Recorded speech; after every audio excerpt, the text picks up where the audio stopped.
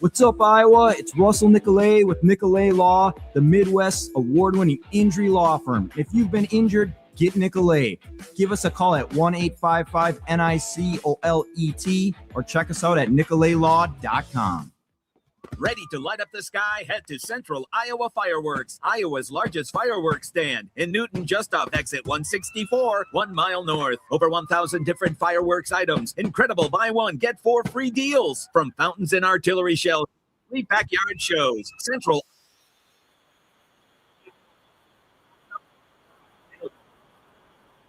Iowa Fireworks, Newton, exit 164, 1 mile north. Stock up and light up the night.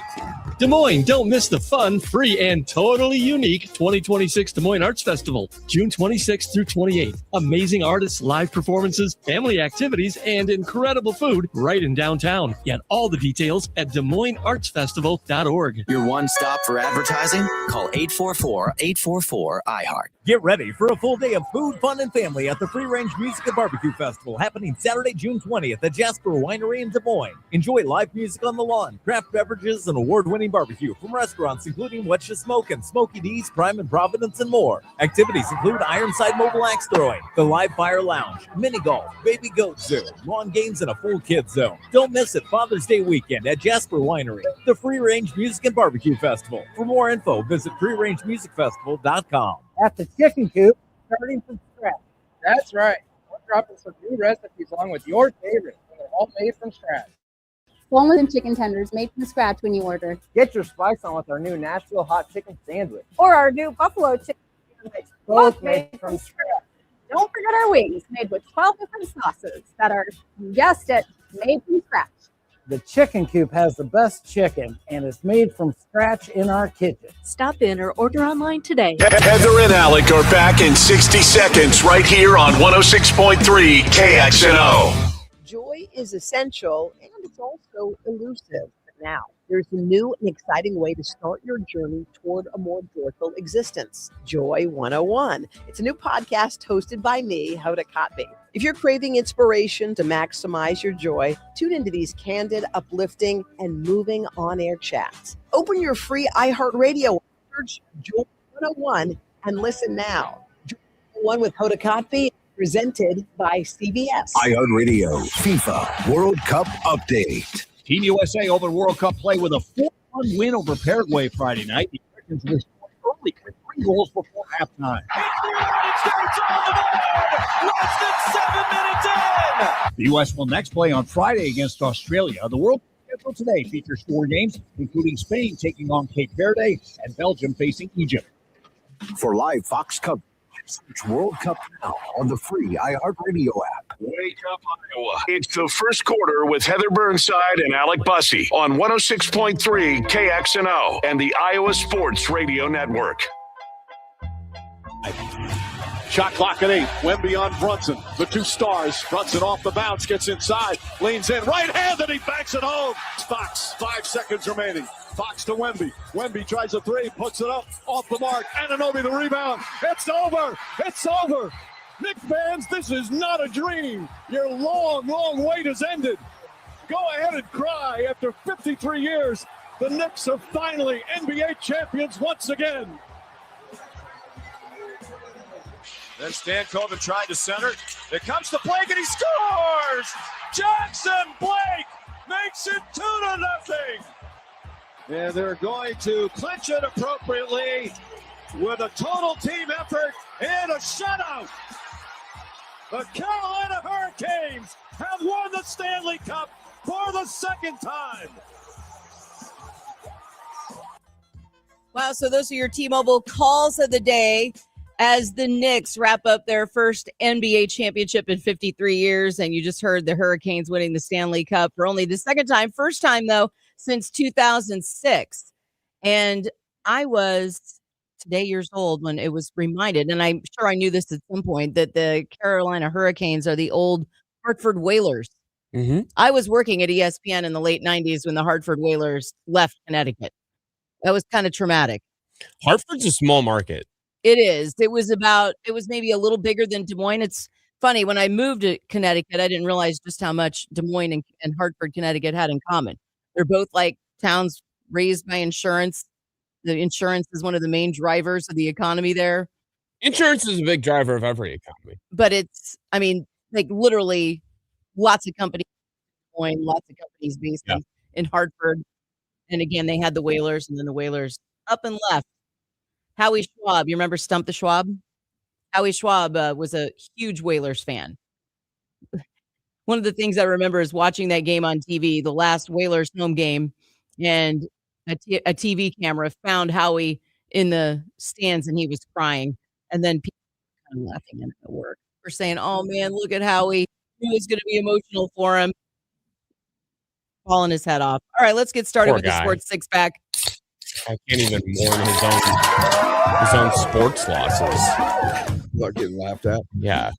Bunch of bullies at work. That's pretty terrible. Yeah, it doesn't seem like a healthy environment. Did you read that book about ESPN in the 90s? That was probably the least weirdest thing that happened. All right, Sports Six Pack, guys. The New York Knicks are NBA champions for the first time since 1973. And stay tuned for trivia later because it's Knicks Spurs finals trivia. How will you remember this Knicks team? I have to say that I am usually, my first instinct is to dislike anything that comes out of New York, because usually they have a huge advantage, whether it's, money with the Yankees. Or the Mets. Yeah, the Mets in that Although case. the Mets have a lot of money and they suck at spending it on good players. Oof. Come on down and meet the Mets. I think Bobby Bonilla would disagree with you, Buzzy, but that's neither here nor there. The Giants and the Jets aren't really worth thinking about, and when they are, I'm annoyed by them. So, I kind of want the Jets to get good, to be honest with you. And they play in New Jersey anyway. This is a really likable team, is my point. I wanted a team from New York, as I was watching the finals, to win. Mainly because I feel like their window is there, but it's going to be closing a lot sooner than the Spurs. I think the Spurs are going to be around for a while. The Spurs, Victor Wembanyama, are going to have more chances to win an NBA title. So I really wanted the Knicks to win this. They're a likable group. Well, if you're looking for any reasons to not like the Knicks, just Google Rick Brunson and his history. No, I get that. No, I think it's an incredible story. I think Jalen Brunson is certainly at the top of it, though, just because he was a late draft pick, despite being a superstar at Villanova, where he won 2 championships with Jay Wright.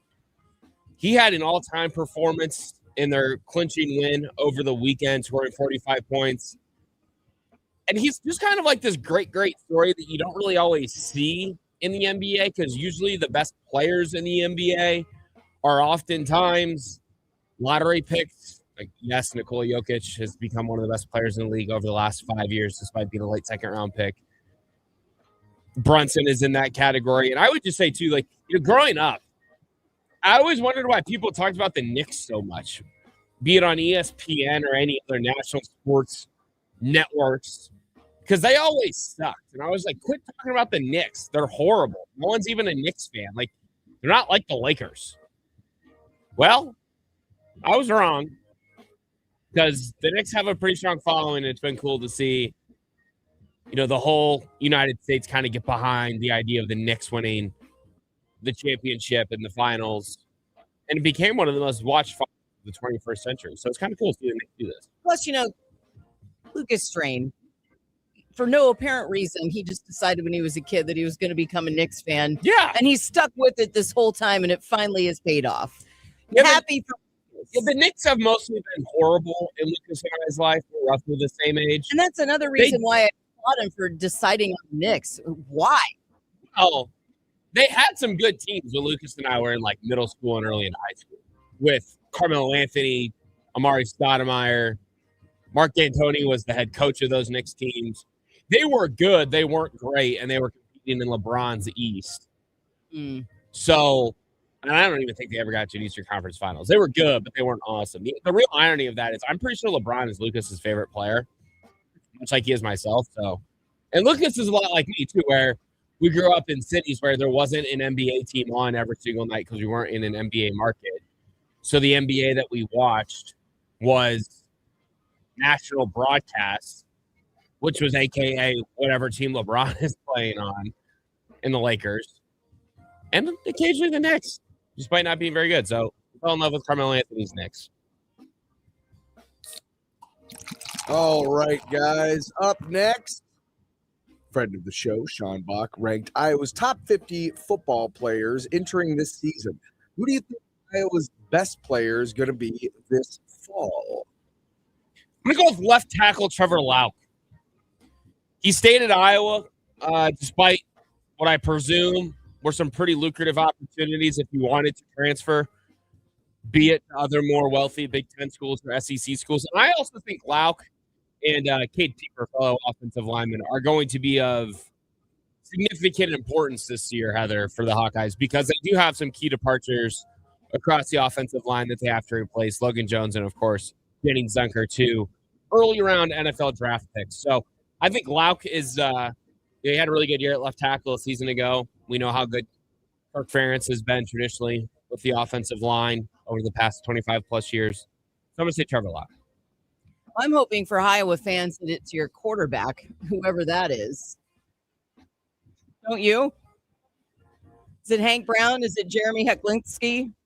I hope that whoever that is going to end up being. If one of them, if neither of them are within their top 50 players, it could be a long offensive fall. Again. Yeah. It wouldn't be the first time. There's no way that either one of them is not within the top 50. You play 22 guys. They have to be in the top. You at most play 50 guys. Like 50 is like a good rough estimate of how many guys you're probably going to consistently see on the field in general. Yeah, I'm going to then go one step beyond that and say, I hope your quarterback is the top 25, 15, 20 to 15 guys on your football team.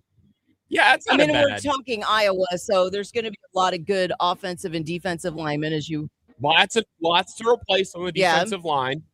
That's a position group with lots of uncertainty. Zach Lutmer, I feel like, is the obvious answer on defense. All right, guys. Another friend of the show, Isaac Trotter, has Iowa basketball in Tier 3 of the Big Ten entering next season. He says an NCAA tournament should be expected. How much upside do you think the Hawkeyes could have next year's Big Ten?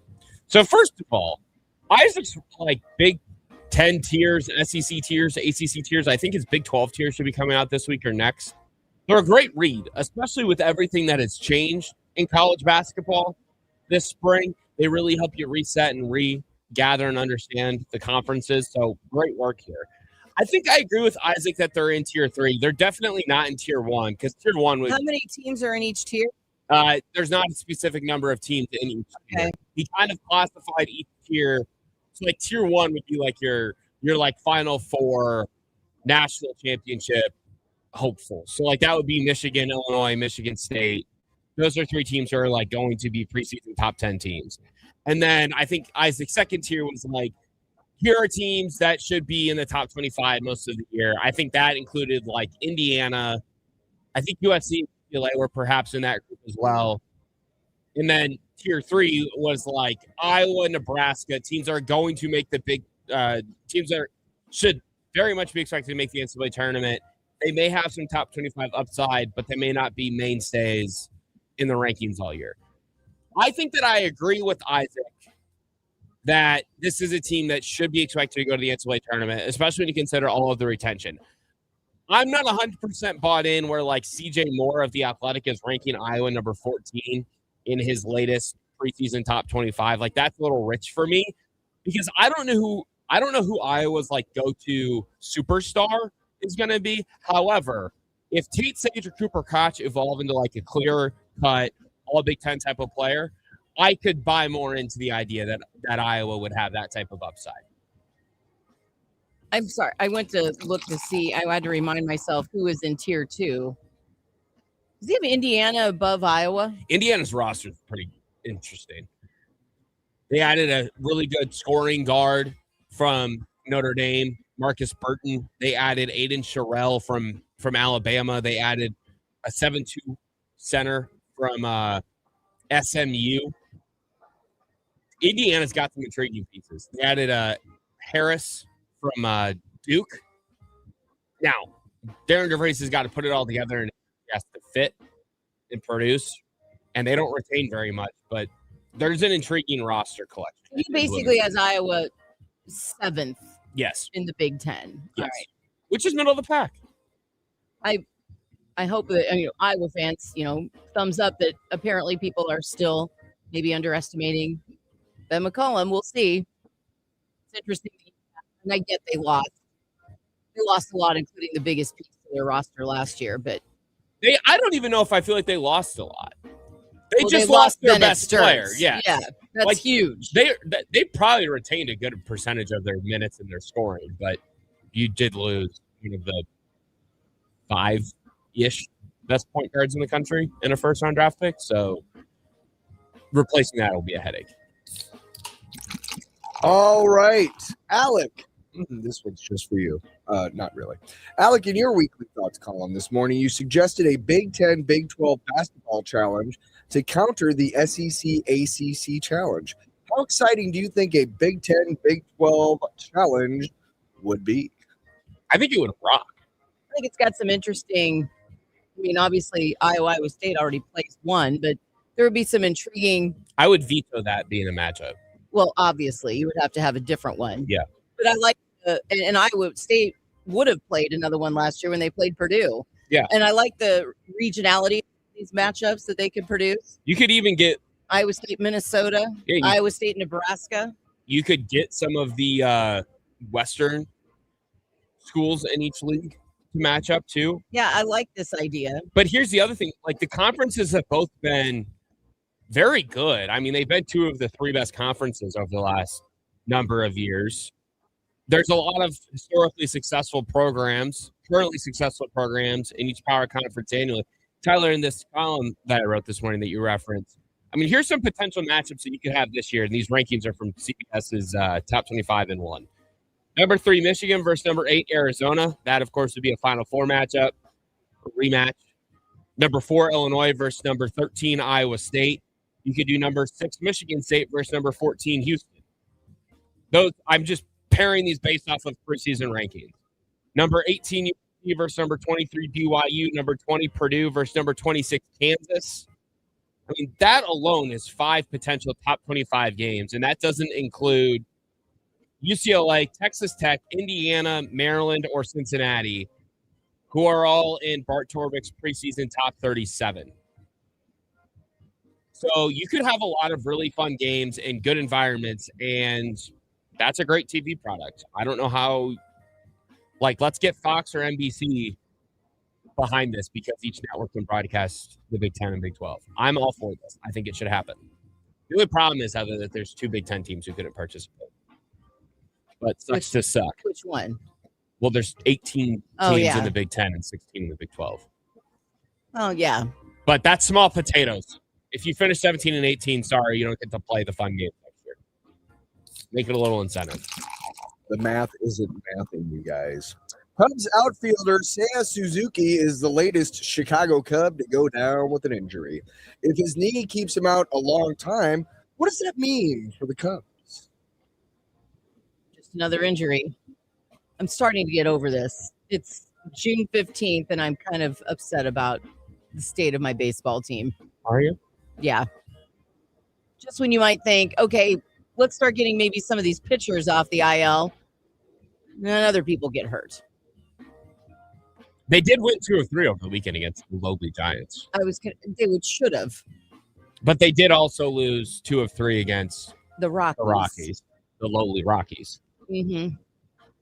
Maybe the Rockies aren't so low. No, they're lowly.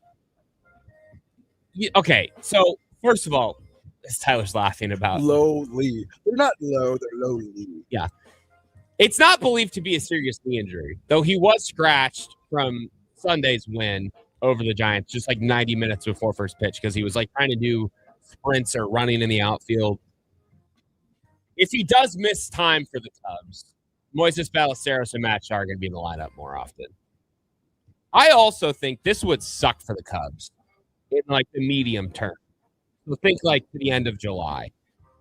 Because I think that Seiya Suzuki could be a logical trade candidate for the Cubs. He's a powerful right-handed bat. Those are in demand across Major League Baseball. He's on an expiring contract that I don't know if the Cubs are going to want to re-sign him to another deal, and he's in his mid-30s. So if you trade him, you could get a comp pick.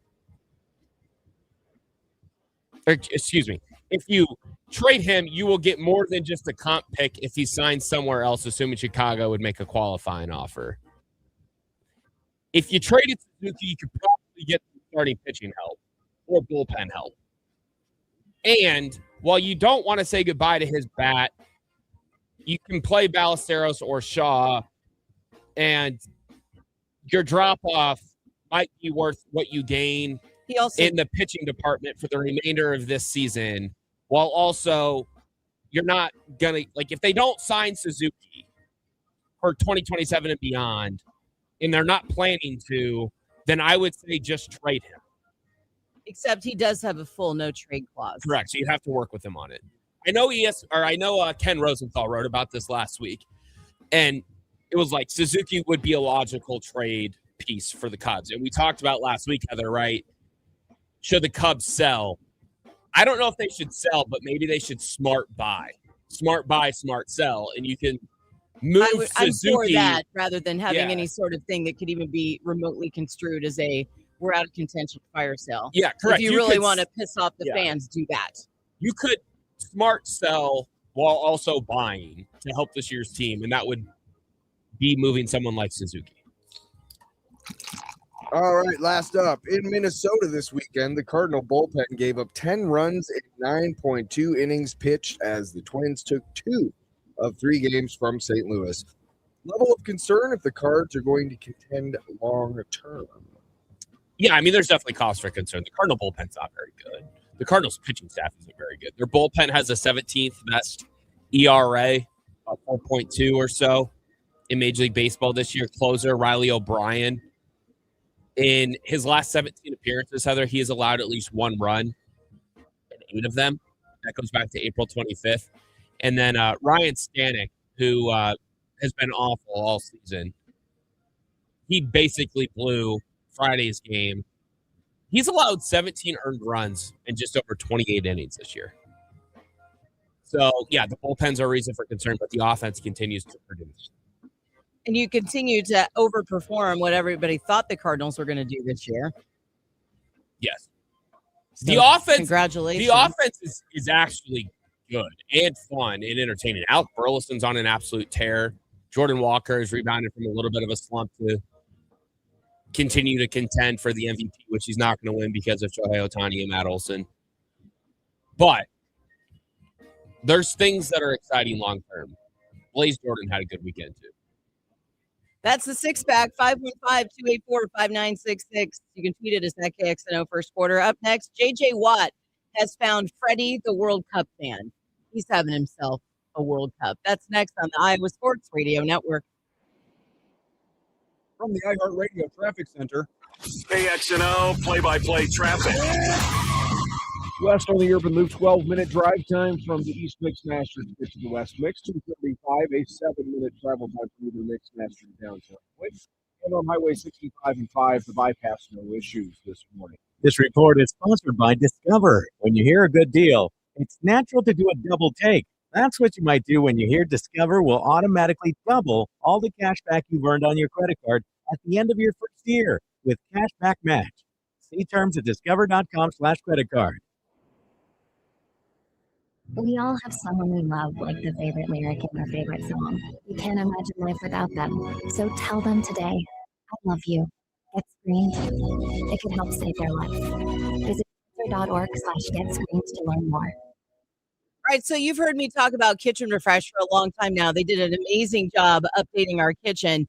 And that same local remodeling team behind Kitchen Refresh, No Pros, is now doing bathrooms. And if you've ever gone through the process of trying to update your bathroom, you know that the estimates and the costs can be all over the place. But from showers and tubs to custom tile work, No Pros can do it all. They've got 13 years of experience, a lot of happy clients in Des Moines, and they prove that local expertise will win every time. Plus, they set themselves apart by ditching all the high-pressure, impersonal sales tactics that some of these other bathroom remodelers use.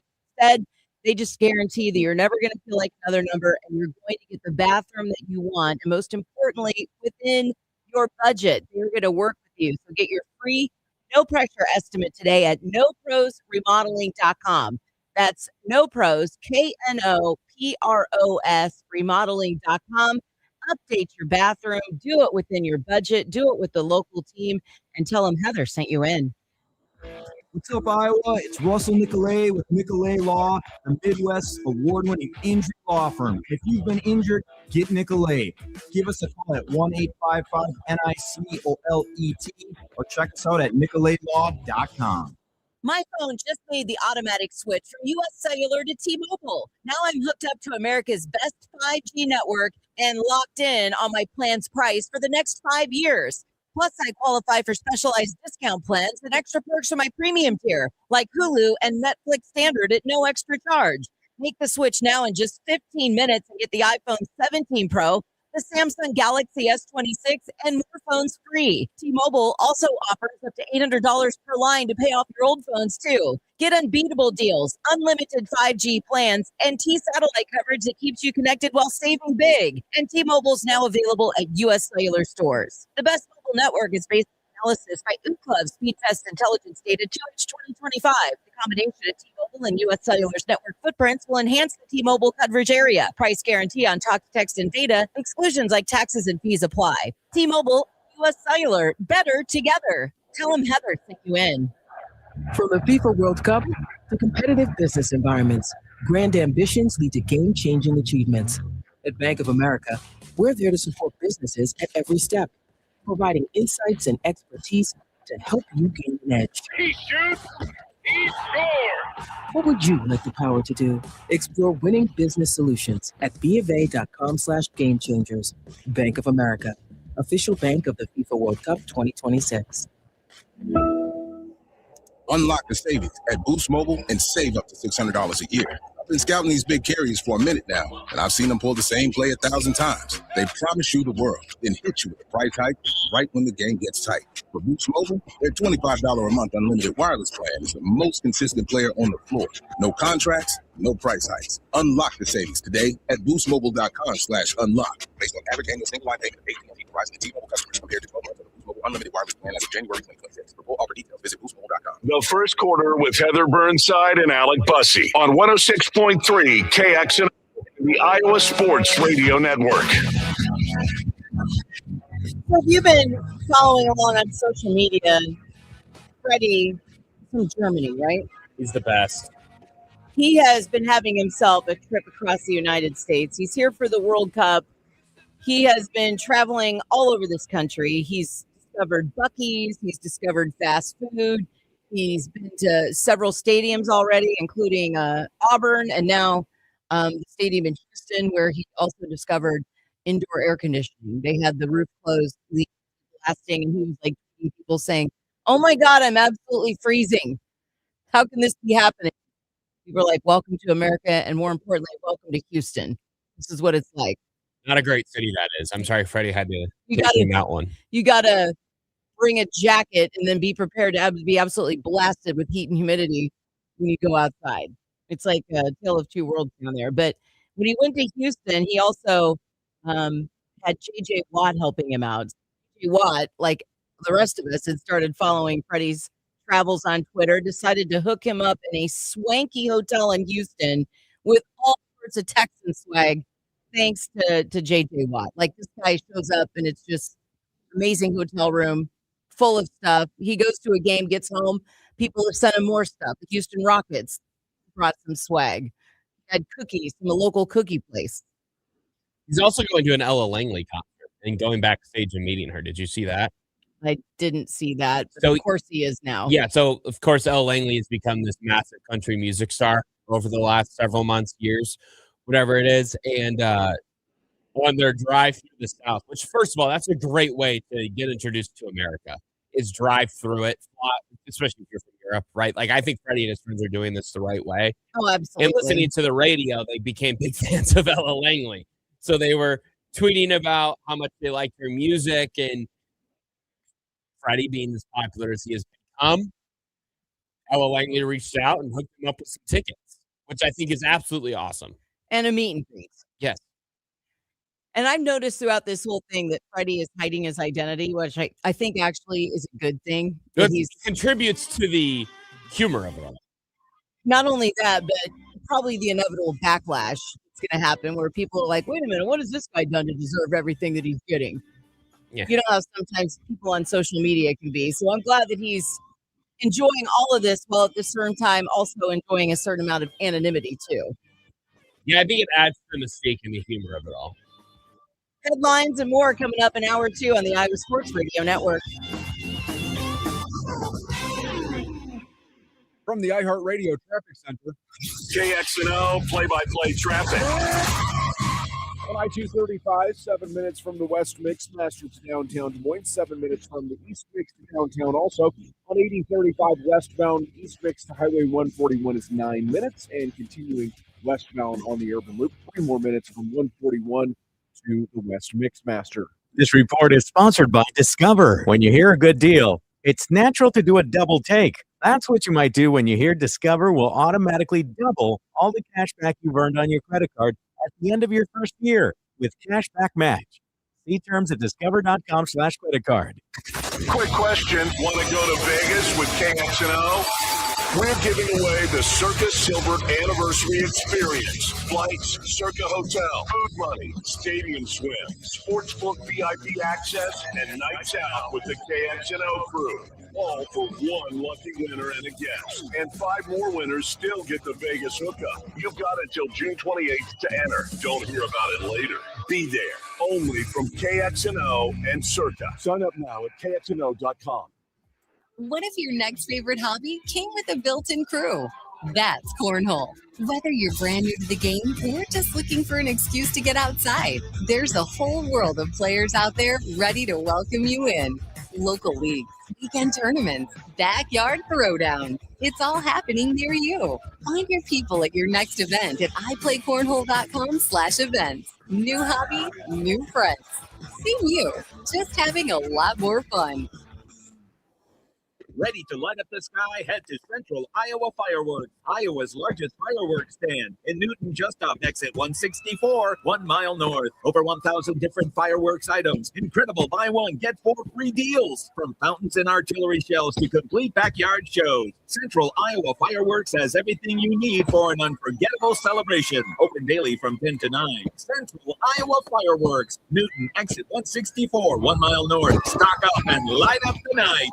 Technology is changing the game, and lawn care is no exception. Today's walk-behind mowers are making the move from gas to powerful, quiet lithium battery performance. And at Van Wall, we've got the 2 top contenders, Honda and Ego. Why both? Simple. Because the right mower depends on your yard, your time, and your budget. Ego mowers bring serious versatility with 21-inch single or twin blade systems that let you mulch, bag, or side discharge with ease. Add in fingertip speed control and a range of battery options built to match any lawn size with prices starting at just $549. Or step up to Honda, featuring your exclusive twin blade Versamo system. Bag, mulch, or shred leaves instantly with the Clip Director lever. You'll get variable speed control, available roto stop, and premium performance starting at $899. Bottom line, the best electric walk-behind mowers are waiting for you at Van Wall. But what really sets Van Wall apart is the why. A commitment to an ownership experience that matches your expectations every time. Stop in, call today, or visit vanwall.com to find your nearest location. Van Wall Equipment. Own the yard. Bam! Christmas and Masons.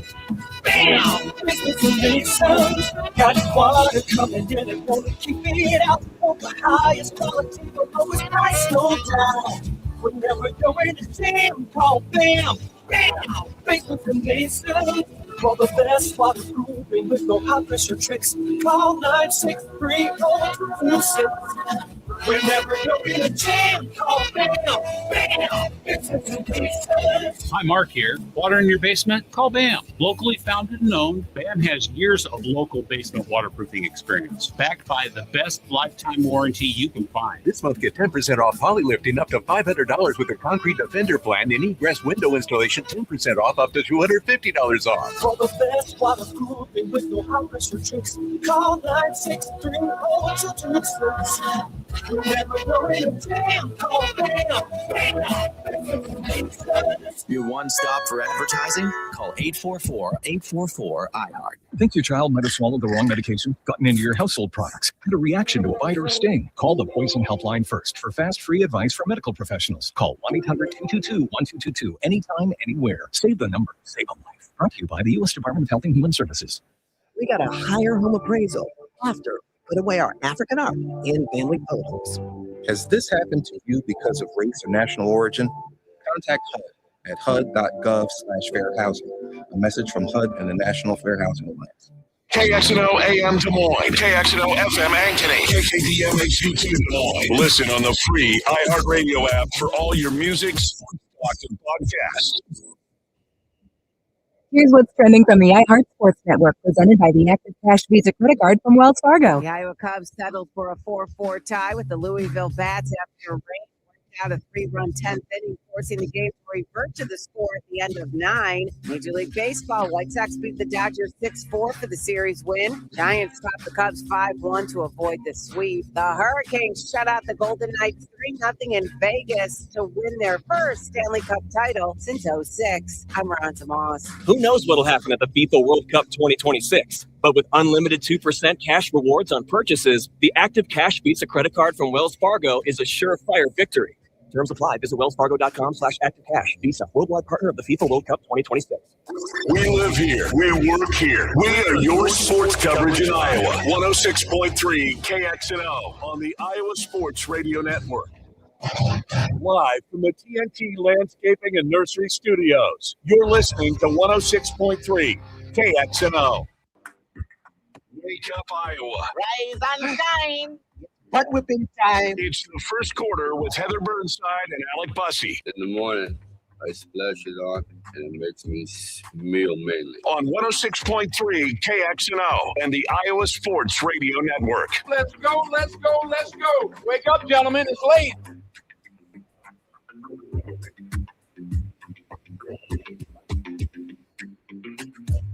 Hour number 2. Glad you're starting your day here on the first quarter. It's Heather Burnside, Alec Bussey, producer Tyler Allen.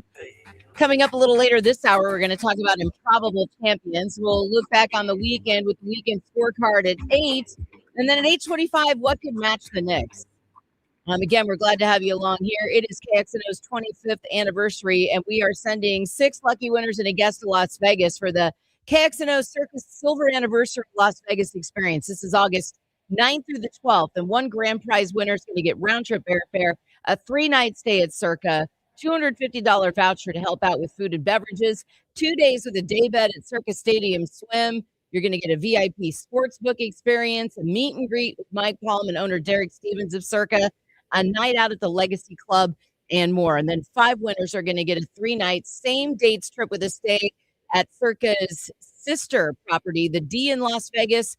This trip will not include airfare and the daybed at Stadium Swim, but otherwise you will also get the VIP sportsbook experience, the meet and greet, the night out at the Legacy Club, and more. So sign up and win at KXNO.com. We have figured out that our live stream is now up and running on YouTube. Yeah, we have, but I don't know if my microphone has audio on YouTube. So, we're trying to figure everything out. It's a work in progress. I'm texting with program director Sean. Shout out, you're in Boston. Thanks for listening. And he finally made it to Boston, by the way. Yeah, he had himself a trip. Yeah, and Sean, I want you to know, as someone who recently got married, I am proud of you for going through with your travel out there and making sure that the married couple, their kindness to invite you, to pay for your meal, all that stuff. You guys made sure to reciprocate that kindness by showing up and making sure that you're fulfilled. I'm sure they appreciated it as much as I appreciated it with my wedding. Way to do the right thing, and I hope you've enjoyed Boston, because Boston's a cool city, especially for young ones. I know I suggested Sean do the Make Way for Ducklings tour. Are you familiar with this book? No. Good book. Highly recommend it. It's one of my favorites as a kid. With Miles and Kaylee over the weekend. I don't know if they did it. I hope they did, because it's cool. It's one of my favorite things. Yeah, I did I'm as a not kid. sure. So Miles is very young, so Miles may not be old enough to really. Yeah, he's still just under a year. He is. So, and I haven't seen, I don't think, another update from Sean. I know they went to Since they- some sort of park yesterday with fountains, because I saw Miles playing in Okay, in so the he water. has he posted one since then, because the last picture I had seen was Miles looking out of a hotel room, and they got to the wedding. They were like, we made it in time, because there were some doubts as to whether or not they were actually going to make the ceremony in time, because they were leaving Chicago the day of the wedding, and a lot had to go right. But yeah, it looks like he made it. Yeah, This is awesome. He did make it, and I hope the Shaunas enjoy Boston, because Boston's one of the better American cities. So much history there too, in and Correct. around Boston. Love it. So, and I think that motivated him as much as making sure that he got there for the wedding, was the fact that he had some fun things planned afterwards, and he really didn't want to miss out on it. Otherwise, he might have rented a car and just driven back from Chicago. He said, to hell with it. This is awful. Because they were at the Des Moines airport all day. Was that Thursday? Yes. And then ended up at O'Hare. And then right before 2:00 in the morning, we're finally told we're not taking off from O'Hare. That was the day of the storms. That was a huge mess for air travel that day. It was. And they got caught up in the middle of it. It was, but like any good coach, you're committed to seeing the process through. Sean, you did the right thing. You made it out to the Northeast. You went to the wedding. You did the right thing. Let's get to headlines, brought to you by Host Coffee. You can serve cafe quality drinks with fresh ground beans. Caffeinate your employees, keep them happy. You can also ask about cold brew coffee. They've got vending machines, micro markets, and more snacks. Go to hostcoffee.net for details. The Knicks are NBA champions after mounting yet another come from behind win. There were some pretty incredible stats about this. According to the odds of the Knicks coming back to win in all 4 of the scenarios where they found themselves so far behind only to come back and win, was like 237,000 to 1. I think what's crazy too, you remember in the Eastern Conference Finals where the Cavaliers coach said analytically we are up 3-1 or whatever when they were down, and people gave him a lot of flack for it, like understandably so. People don't like analytics. I don't know if that's actually like the worst thing in the world to reference. And Wemby kind of did it too after they lost on Saturday. He was like, we controlled most of this series. And like statistically speaking, he's right.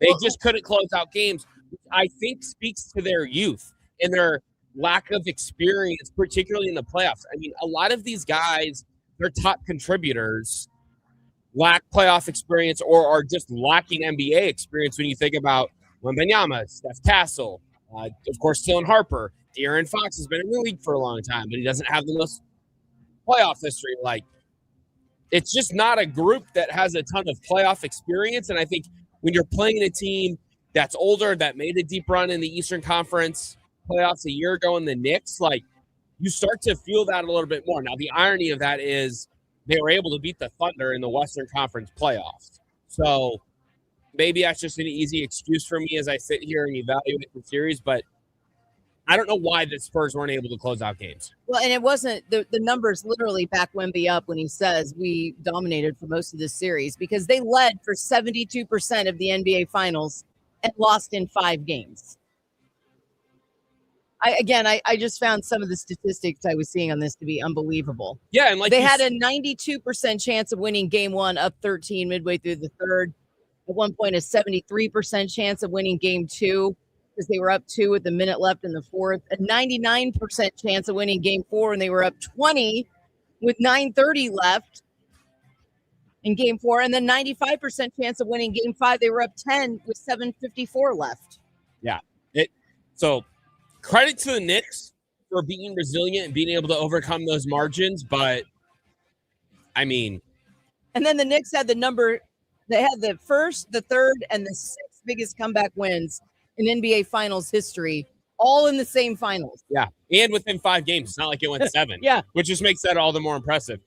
But like I said, I mean, credit to the Knicks for their resilience, their ability to overcome those large deficits. And, you know, I know Jalen Brunson won the Finals MVP award, Heather, but I think there's Knicks fans, and I think Brunson would tell you, for the better part of 3 or 4 games, he didn't play that well. Like, he played well. He didn't play to the standard of which I think Brunson holds himself to. And then he exploded in game 5. And I feel like game 5 alone. Yeah, I mean, he makes scored him 45 the points MVP. and he won. Yeah, so. So he was the MVP, and he joined the Inside the NBA crew with his dad and Nick's assistant, Nick Brunson. Rick Brunson, that is. How does this feeling compare with how you thought it might feel when you won the championship? It was definitely more emotional than I thought it was going to be right away. Once I got on stage and everything, it kind of started to settle, but it's everything I dreamed of. Seriously. You had that look like you woke up this morning like, I'm going to get mine. I'm leading this team to a championship. I'm not passing the ball. I'm getting 30, 40 points. Is that the right assessment? I woke up this morning just not wanting to go home playing another game. Hey, man, you won the championship. I'm letting you know. That's hey. Come on now. For D-Wade, Kobe. Like, I've seen this type of game before. I was not going home playing another game. That was my mindset. I think when you woke up, you didn't want to buy me a birthday gift. My birthday tomorrow. I bought him a birthday gift. No, I bought him a birthday gift. That's a hell of a gift. Yeah. You want a gift too? No. What'd you get him, Jalen? A championship. And he did, in fact, win a championship, I guess, for his dad's birthday. I love, though, that he said, I didn't want to go back and win another game or play another game.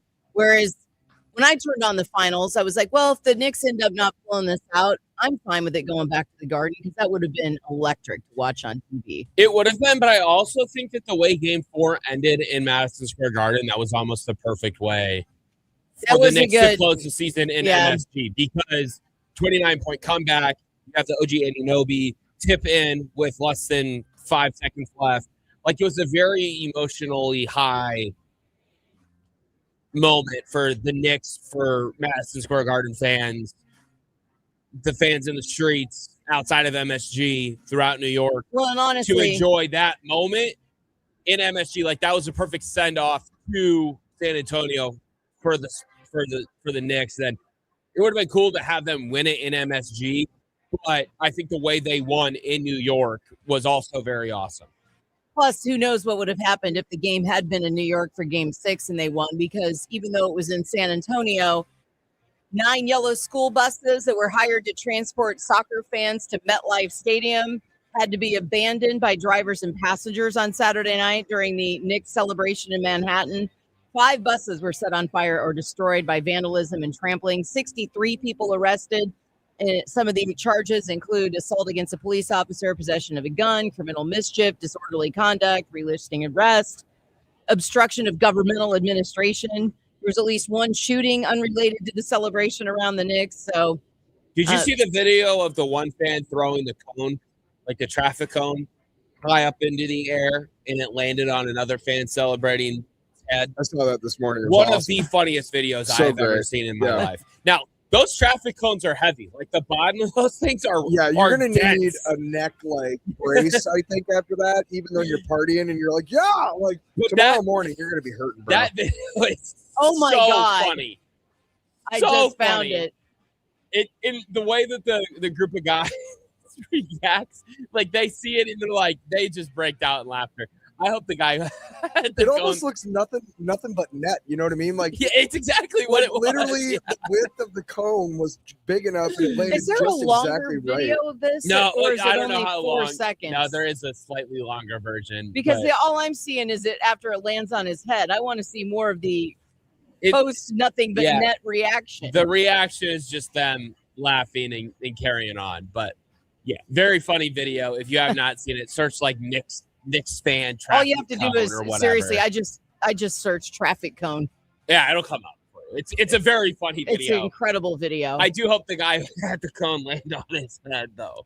I'm sure his traps are pretty sore. I'm sure his neck might be sore, but I mean, if that guy, like, you gotta laugh at that. Like, that's objectively very funny.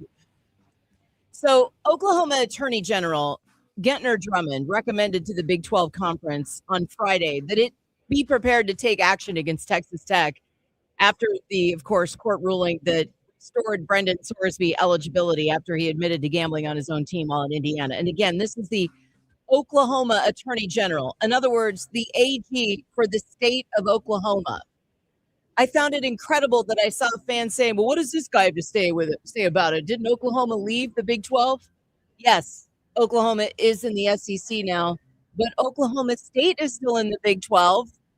And this is not somebody from the University of Oklahoma. This is the Oklahoma Attorney General telling the Big 12, come on, be ready to take legal action if they decide to move against you. And he made his recommendation in response to Texas Attorney General Ken Paxton and Sorsby lawyer Jeffrey Kessler after they warned that any sanctions by the Big 12 against Texas Tech or Brendan Sorsby would be considered unlawful and will be met with legal action. I don't really know if the statement from the Oklahoma Attorney General carries any weight. Except I don't know. I don't think it does anything. I feel like this is an Attorney General swinging his power around or like trying to win some political power points. But hey, I appreciate you did the effort. right thing. Your words probably carry no weight, no power in this situation, but I appreciate you speaking up. Here's what okay, an attorney general in a state has no say over how any of this happens. I understand that Ken Paxton in Texas probably don't either, except that Brendan Sorsby's lawyer is on his side. I do find it amazing that there is absolutely no power to overturn and force Brendan Sorsby and Texas Tech to have to follow the rules. Well, there is of the NCAA. There is. It's an appeal. We all know that the appeal isn't happening until after the season's over. This is what I can't believe that he took legal action to get his, side heard. Now we have to wait until after the college football season is over to get the other side heard because that's wrong. And I know that in a case NCAA versus Sorsby with full discovery, he's not winning. Probably not. No. He's not winning. Part of me wonders, in most of these situations where you get the NCAA loses in this deal, other situations where they have lost, you typically just drop the case. And I guess in this instance, Sorsby is the one who filed suit. So if this appeal hearing does occur in the later parts of the season or after the season, I'm sure the case would be dropped regardless. But I wonder if the NCAA would like this to go to the appeals stage, if at all possible, even if Sorsby's eligibility is done and it's after the season. I feel like they have to, so it sets a legal precedent that they have the ability to say you can't play because you gamble. Correct. But I don't think it's going to get to that point. And honestly, it's not even just about the rules about gambling. They need to have some sort of court case to uphold that they can enforce their rules about anything. Well, that would just be an antitrust exemption. The NCAA needs an antitrust exemption. If they want to be able to enforce their rules, yes. Which is one thing that the quote-unquote Protect College Sports Act would give them a limited antitrust exemption. So that is, I don't want to get too legal here, but that is one thing that college suits are trying to get. And yes, that's not case, something that a court can give you. That's something, at least from what I understand, at least. But I don't think a court can give you that. You need that to be given to you through the legislative branch, which is Congress. And I think that having a court case actually on the record going in the NCAA's favor, even if the season is over and the point is moot, isn't going to hurt their cause, whether it's getting the antitrust exemption, whether it's, okay, maybe they can vacate Texas Tech's wins if they play him. Yeah. I mean, they won the games. I know, but okay, say they actually win the Big 12, they win the national title, vacate their titles. Who won the in that case, who won the 2027 national title? Texas Tech. Who won the 2013 college basketball championship? Louisville. The record book says Louisville didn't win it. Vacating win says nothing to me. Like, I don't know. It just says nothing to me. I will ask you this, and I wrote about this in my weekly thoughts column this morning. I was talking with one lifelong Big 12 fan over the weekend on the phone as I was doing some yard work. Where is your hatred for Texas Tech, which I imagine is largely rooted in their behavior over the last 1 to 2 weeks here?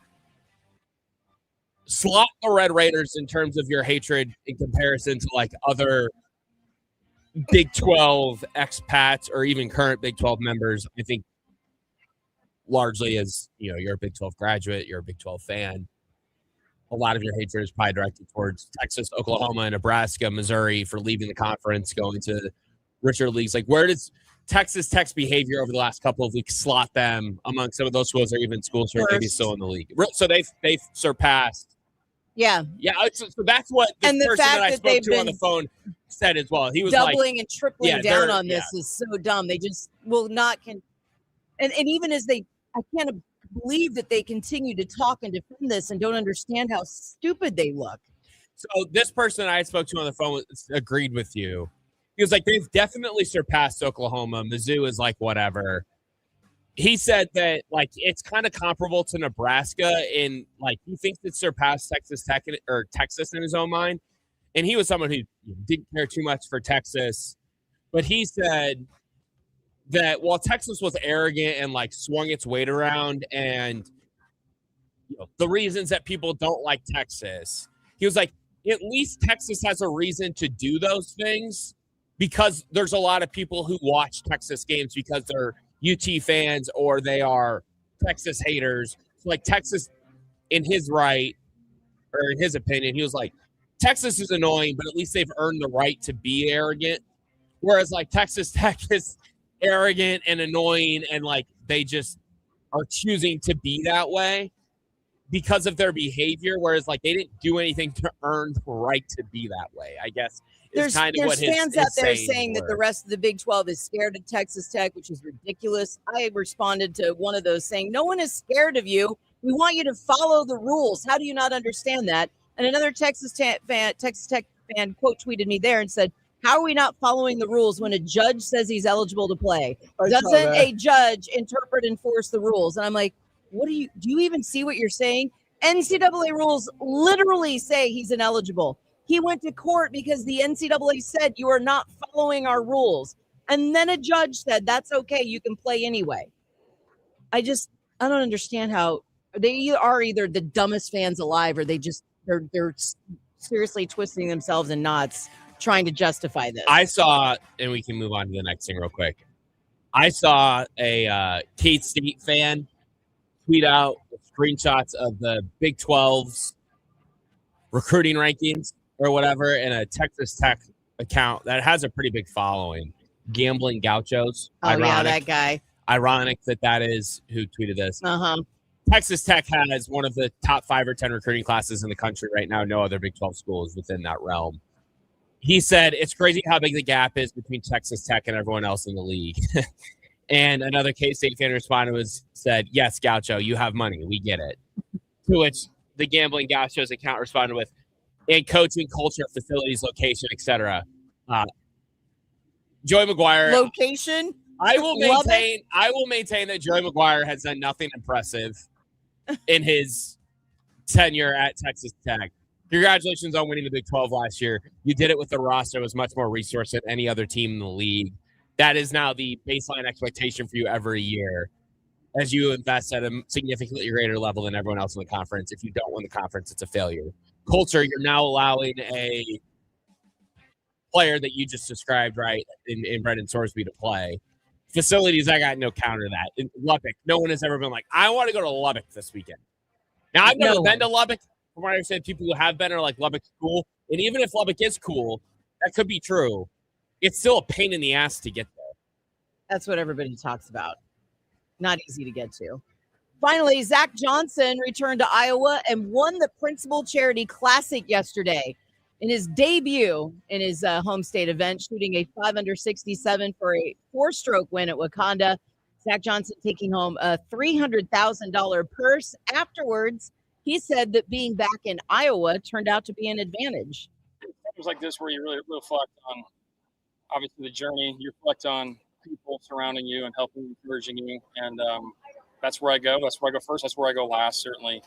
I mean, given this week and all that it entails, being back home, and it's literally in the place I used to live, I feel like I'd already won before I teed off.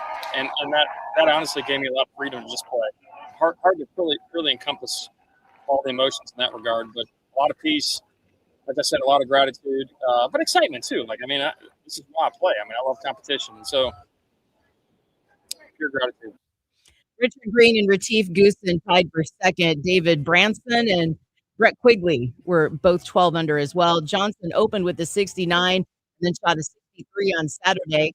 This is Zach's second win on the Champions Tour. He already won the James Hardy Pro Football Hall of Fame Invitational in his senior debut in March. Good for Zach Johnson. That's kind of a cool story. A little homecoming action, and he wins in his first opportunity.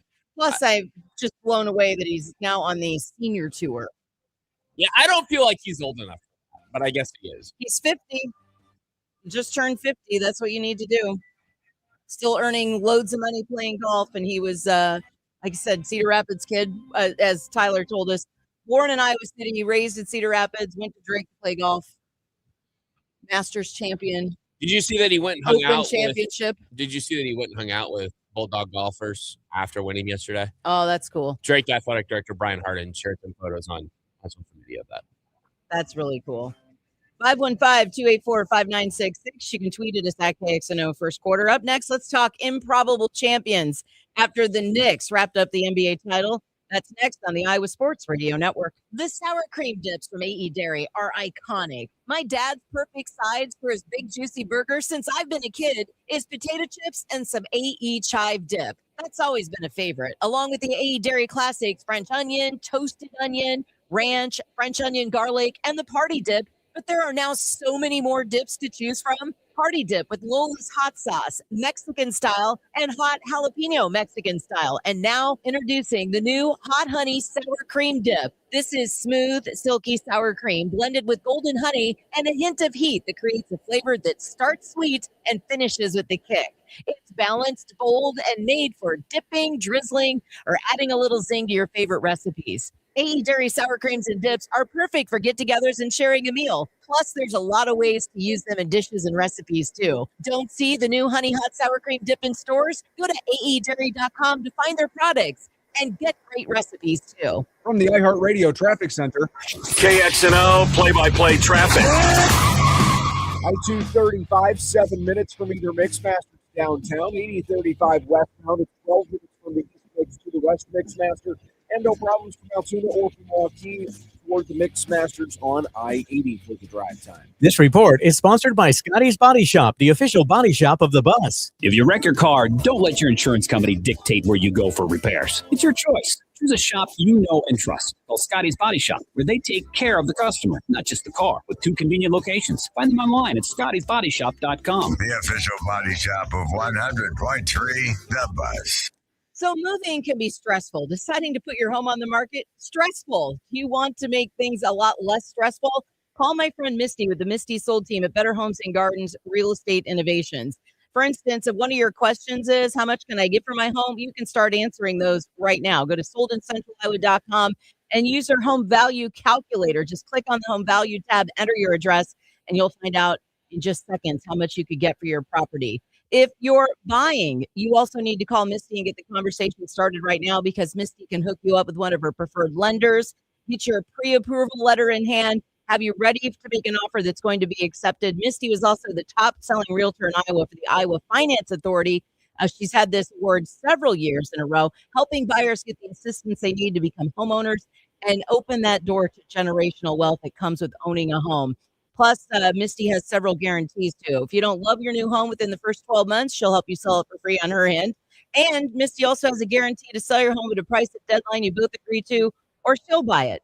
We trusted Misty when we bought our home. I'm a licensed real estate agent on her team. She is great to work with. Call Misty today, 515-575-9950. Go online to soldincentraliowa.com and start packing. This Father's Day at Lowe's, we have extra big deals for a very limited time, so you can get Dad the gift he's been wishing for. Get a free Select Craftsman, DeWalt, or Cobalt battery when you buy a Select combo kit. Plus, save $90 on a Cobalt 24-volt battery string trimmer and leaf blower combo kit. Now $129. Our best lineup is here at Lowe's. Valid through 6/15 while supplies last. Selection varies by location. Our iHeartRadio Music Festival, presented by Capital One, is coming back to Las Vegas. September 18th and 19th at T-Mobile Arena, streaming live on Disney Plus and Hulu. And you can be there For a weekend full of superstar performances. Are you ready? Once-in-a-lifetime moments you'll have to see to believe. We're getting this party going, huh? Only limited single-night tickets remain. Get yours while you still can now at AXS.com. And we'll see you at our 2026 iHeartRadio Music Festival. Presented by Capital One. Hey, it's Heather. Kick off the FIFA World Cup 26 with me and Michelob Ultra on Court Avenue this Friday at the World Cup Fan Zone with lots of Michelob Ultra giveaways. Michelob Ultra is the official beer of the FIFA World Cup. Join me on Court Avenue in the Fan Zone this Friday from 2 to 5. What's up, Iowa? It's Russell Nicolay with Nicolay Law, the Midwest award-winning injury law firm. If you've been injured, get Nicolay. Give us a call at 1-855-NICOLET or check us out at nicolaylaw.com. If you love to travel, Capital One has a rewards credit card that's perfect for you. With the Capital One Venture X card, you earn unlimited double miles on everything you buy. Plus, you get premium benefits and a collection of luxury hotels when you book on Capital One Travel. And with Venture X, you get access to over 1,000 airport lounges worldwide. Open up a world of travel possibilities with the Capital One Venture X card. What's in your wallet? Terms apply. Non-access is subject to change. See CapitalOne.com for details. From the Campbell's Nutrition Weather Center with stores in Des Moines and Urbandale. We have a couple more sunny days ahead. Today and tomorrow, sunshine and a high both days near 79. A slight chance of thunderstorms overnight tonight. A 100% chance of rain and possible thunderstorms Wednesday, the high 86. There is a slight chance of severe storms Wednesday. That's the News Radio 1040 WHO weather. I'm Jamie Grau. This report is sponsored by Positive Coaching Alliance. Got issues with youth or high school sports? Positive Coaching Alliance can help. PCA, a national nonprofit, offers more than 1,000 free online resources for youth and high school sports coaches, parents, students, and administrators. Visit PCADevZone.org. More first quarter with Heather and Alec in 60 seconds, right here on 106.3 KXNO. The biggest FIFA World Cup ever has started. The most goals the United States have ever scored in a World Cup game. The only place to hear the action for free is iHeartRadio. iHeartRadio and Fox Sports are bringing you every match of FIFA World Cup 2026 live. Lock in your preset now on the free iHeartRadio app. Just search World Cup. Don't miss Team USA's next match Friday at 3 p.m. Eastern against Australia. The world is listening. Are you? iHeartRadio FIFA World Cup update. Team USA opened the World Cup with a 4-1 win over Paraguay on Friday night. The U.S.'s 4 goals marked the most they've ever scored in a World Cup match. Back to front team goals this country and this team has ever put together. The U.S. is back on the pitch Friday against Australia. Today's action includes Spain taking on Cape Verde and Iran facing New Zealand. For live Fox coverage, search World Cup now on the free iHeartRadio app. Wake up, Iowa. It's the first quarter with Heather Burnside and Alec Bussey on 106.3 KXNO and the Iowa Sports Radio Network. All right, so the Knicks went out and won themselves a title, and it's just one of the many, many improbable things that happened in 2026. I mean, this is crazy to look back on what's happened so far. It is. Is 2026 going to be the year of the improbable or like historically less common champions? Because so far this year, Heather, as you pointed out, Indiana football won its first national championship ever. Michigan basketball won its first national title since 1989. Now, Michigan has been a very successful program. They've been to a number of Final Fours this century. They lost in the national championship game under John Beilein once or twice. The Carolina Hurricanes won their first Stanley Cup since 2006. It's just their second Stanley Cup ever. And the Knicks, of course, like you said, they won their first title since 1973. Is this going to be the year of the historically less common or improbable champions? Well, it is so far. I mean, Roy McIlroy did win the Masters, but remember the PGA had the stunning winner whose name escapes me, the golfer with the 2 black gloves and the iron covers. His name is escaping me right now. I think that this could be a fun deal for 2026. You want to know what that means then? The Dodgers absolutely cannot win the World Series. Yeah, so who's going to be the Major League Baseball team that wins the World Series? And I'm loath Is it to the White say Sox? this. No. I would put the Brewers having a much better chance than the White Sox. I mean, the But White the Brewers Sox were expected to be good. Although I guess by that logic, that would mean that like so were the Knicks. So was Indiana. Yeah, but they weren't expected to be like championship favorites. I don't even remember if Indiana was ranked in the preseason last year. And if they were ranked, they were not in the preseason top 15. The Brewers have only been to the World Series once. Yes, 1982. So I feel like if you want to point at a team that's good but not expected to be absolutely great, then it would be the Milwaukee Brewers winning the World Series. To I me. feel like, okay, that's fair. I feel like you could go with the White Sox, though. I mean, But they just won a championship in 2005. Sorry. but that's like the same timeline as the Carolina Hurricanes, who won the Cup last night. Plus, sorry, the White Sox, they're playing good baseball. They don't have the metal to get through. Probably not. I mean, I feel like of the teams that we're talking about that have the best chance to upset the apple cart and not have a Dodgers win the World Series again, it would be a team like the Brewers. I think you're probably right that the Brewers would be the best test case here for Major League Baseball. What's unfortunate is of the major sports, the four major sports, and if you want to throw in college athletics, we've already crowned all of our champions this year except for Major League Baseball. Because, of course, college football will come in 2027, college basketball will come in 2027. The next football champion will come in 2027 in the Super Bowl. So baseball, I think you're right. I think it's probably the Brewers are the one that would be like the next most improbable team champion. But, I mean, I feel like the White Sox, I'll think about how bad the White Sox have been the last couple of years. Cleveland's not a bad case. Cleveland's got the longest Major League Baseball championship drought. They're 39-33, tied with the White Sox at the top of the AL Central. I don't see any team in the AL Central being able to even get to the World Series from the American League, much less beat the Dodgers if they do. I just don't see it. What about Tampa Bay? See, I put Tampa Bay or New York. I think that's probably going to be. But they would align right with like Indiana or Michigan, where people thought that they were going to be good, but maybe not like World Series championship level good. And here's what, like Tampa Bay would kind of align with like Michigan basketball. I would put over the Tampa last Bay decade well plus. over the Yankees because it's just Yeah, the it's the Yankees win the Yankees. World Series. Bleh. The That irony doesn't- of that, though, is that the Braves have played in more World Series since the start of 2010 than I think the Yankees have. Because I think the Yankees have only been to one World Series in that time, the one that they recently lost to the Dodgers. And the Rays, no, that was 2008. 2008 they lost the World Series, I think, to the Phillies. But they did go to the World Series in 2020 when they lost to the Dodgers. So they've been to roughly the same amount of World Series. But like you said, it's the Yankees, the 27-time champion New York Yankees against the Tampa Bay Rays who have never won a World Series. I feel like the Rays would count for this. They would be a pretty improbable champion in Major League Baseball. I don't mind this year. that.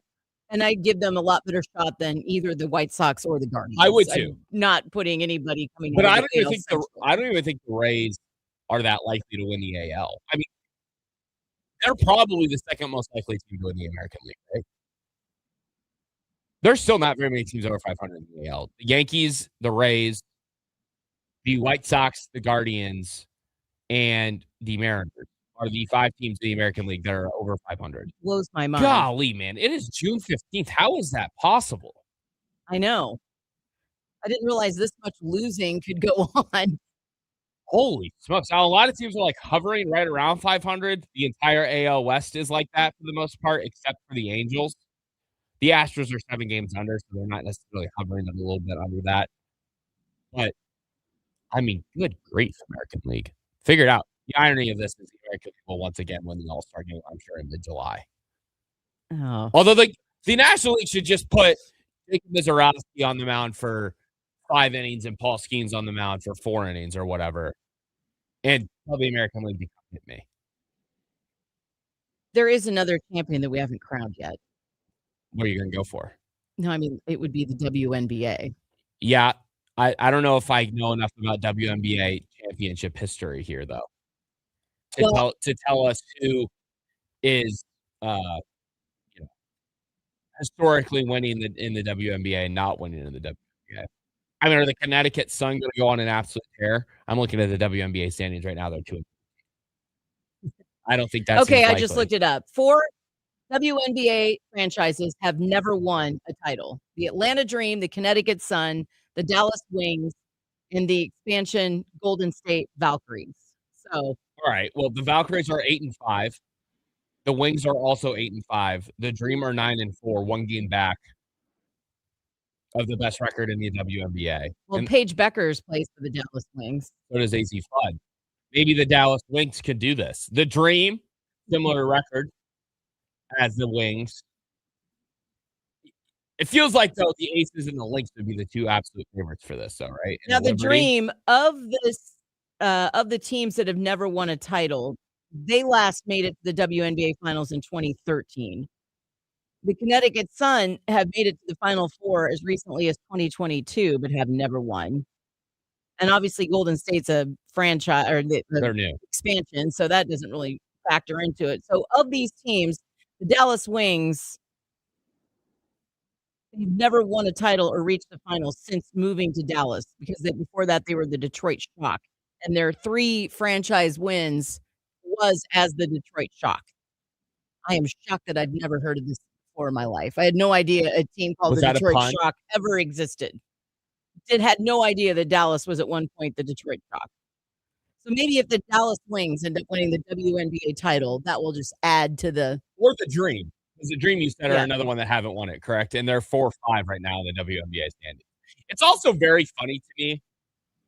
Every time I look at the WNBA standings, if I'm doing some research for the show or whatever, how few games they've played. Like the Aces are at the top along with the Lynx, and they're 10-13. You just feel like they should play more games because it's basketball, but the season is shorter. Is it 32 games in the regular season? Is that what the WNBA plays? Is that correct? I think so. So, and of course, the season is not nearly as long. I guess it's 34. Sorry, 34 games, not 30. The season is not nearly as long as the NBA season, but it's always hard for me to comprehend. It's like, gosh, they don't play a lot of games. But then, I'm reminded that they only play 34 games before the postseason begins. It's kind of like the college season, to be honest with you. 515-284-5966. You can tweet at us at KXNO First Quarter. Up next, a K-State recruit gets schooled by his mom.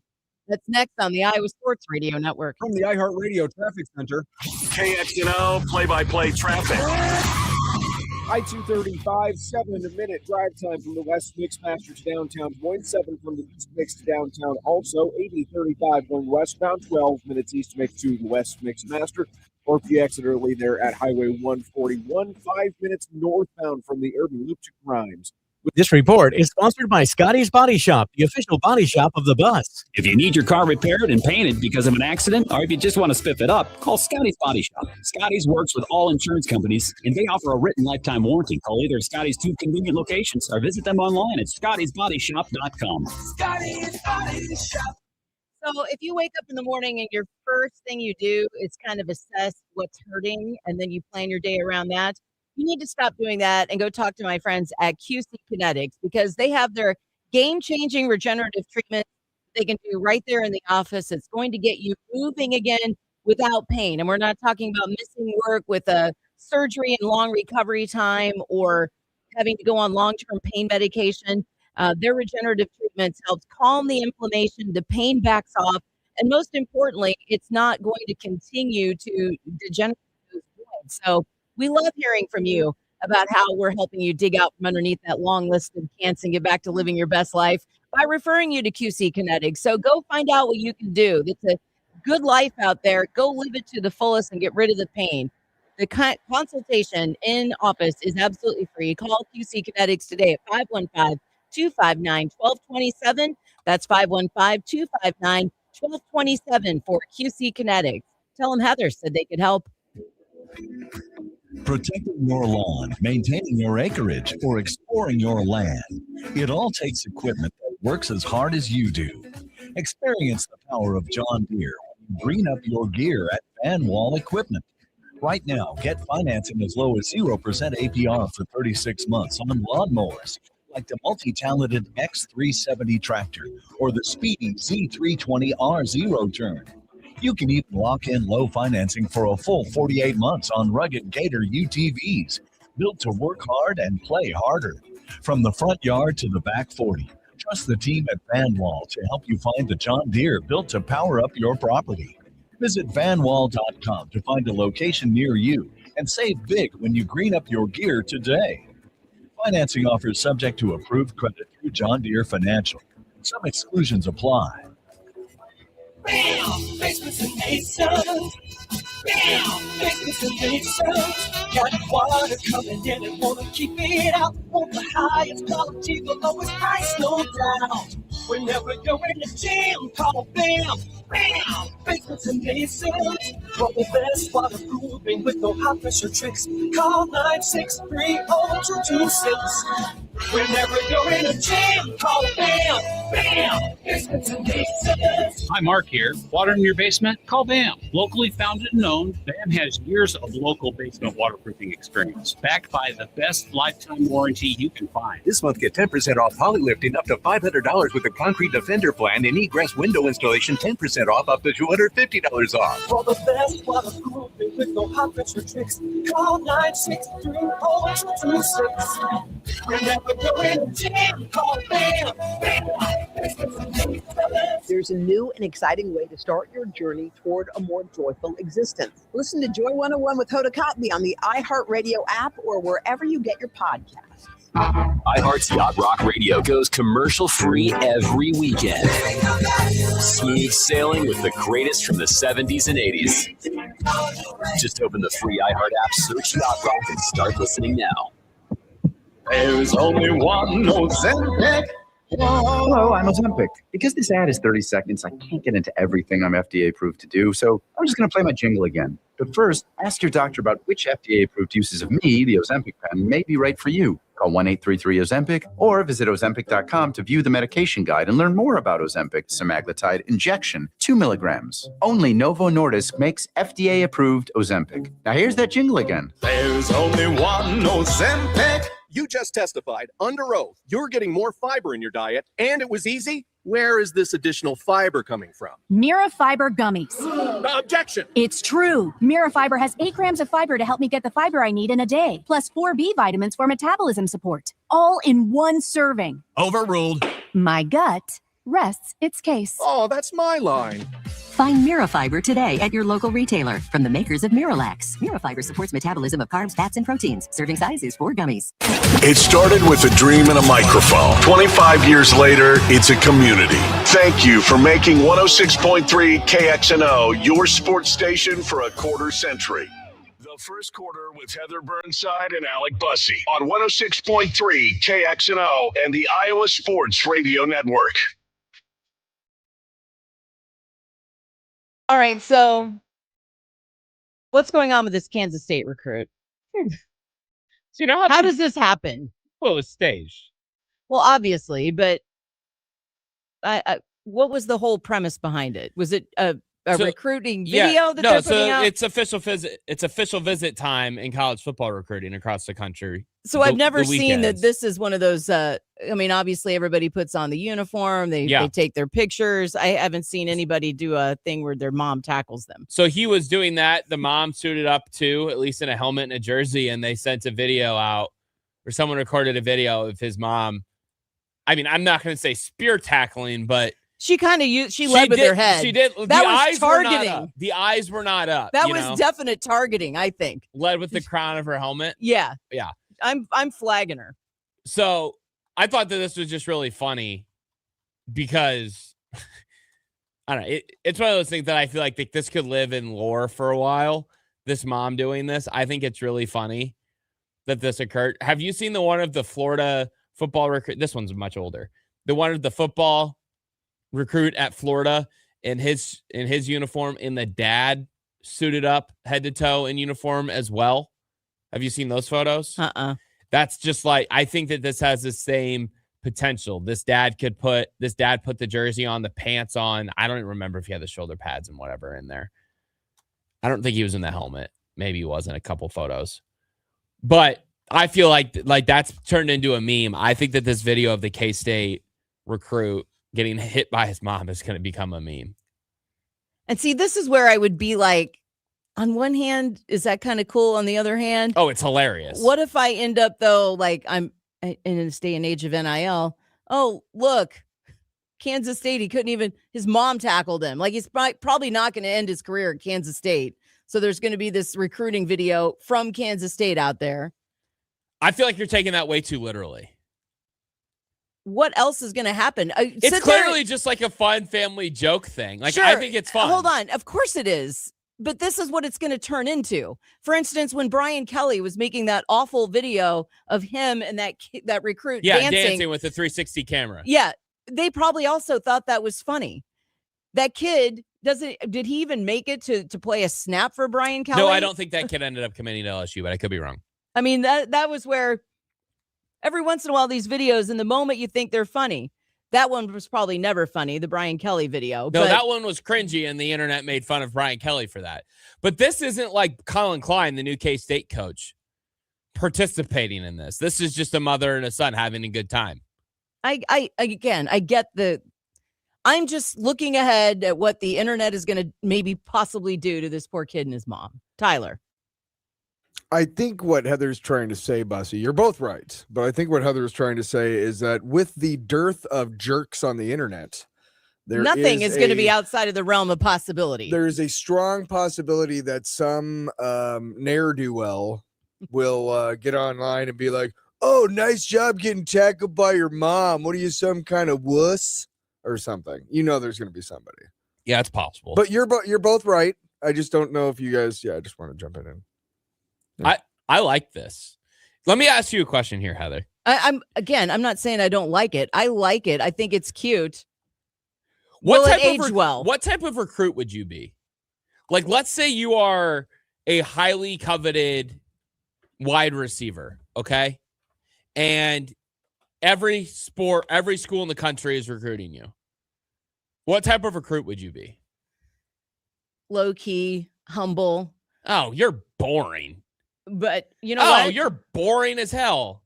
You wouldn't take advantage of the unlimited official visits to the awesome places that you can go. I would take official visits to Miami, USC, UCLA, Austin, Texas, Gainesville. Every college, Athens, Georgia. Hold on. I didn't say I wouldn't take the visits. I thought you were also asking me what kind of recruit are you going to be as far as your online presence, your recruiting videos, or in the public, what you might be willing to put up with. Of course you could.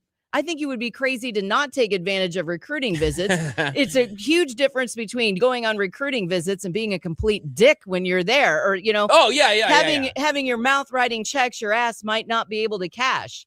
I feel like the more humble and low key you are as a recruit, the better things are going to look. But I feel like as someone who less pressure that will be on you. I feel like as someone who covers recruiting, like, fans will on message boards or on Twitter comment negatively when a kid is taking like 7 or 8 official visits. Like, geez, kid, like, you don't need to take that many official visits. If I was one of those kids, I would go to all the great places and I would abuse the weekend vacations that are being paid for. Like, I would string schools along and make them think that I was highly interested so I could take the official visit to Miami, so I could take the OV to UCLA in the middle of June and enjoy a vacation there. And maybe I'd actually be interested in going to Miami or USC or UCLA.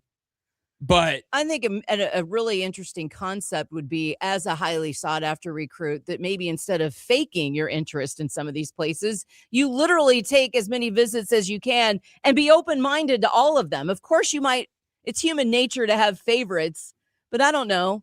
Don't go anywhere where you might need to fake it, but keep your options and your interests open. Again, I would never be on one of those people that would go online and diss a recruit for taking 7 recruiting trips. I would, though, if he was being a jerk and like posting again. And I know some of this is probably the school doing it, but now you have photos of you in 10 different uniforms. Oh, yeah. What are that you would doing? Be me. That would be me. But you're in photos in 10 different uniforms, looking like a cocky, arrogant. That would I'm be the me. highly Yeah, savage. that would be me. I would be it. I There's would go to Oregon so I could take photos with the fancy cars, the fancy Nike suite, you all the can't do uniforms. that. I would do all of that. Yeah, that's where you could take the trips and privately have a good time, but keep a little bit of your online presence down, because then you are just opening yourself up to the critics that are wondering why you have to take so many recruiting Yeah, like trips. my Twitter caption, Instagram caption while posting the photos in the uniform would be like, Oregon OV this weekend. Really enjoyed the hospitality in Eugene. Things like that. I wouldn't hashtag not committed. I love when the kids throw that in there. Hashtag not committed. I would be all over the country. All over it. And again, there's a way you could do that without being a complete psychopath about it. But sometimes when you're a young kid, 18 years old, you might not be making the best decisions or have the best people around you helping you. I feel like the less you set yourself up to have people come after you later, the better off you are. That's just me. Hour 3 on the way on the Iowa Sports Radio Network.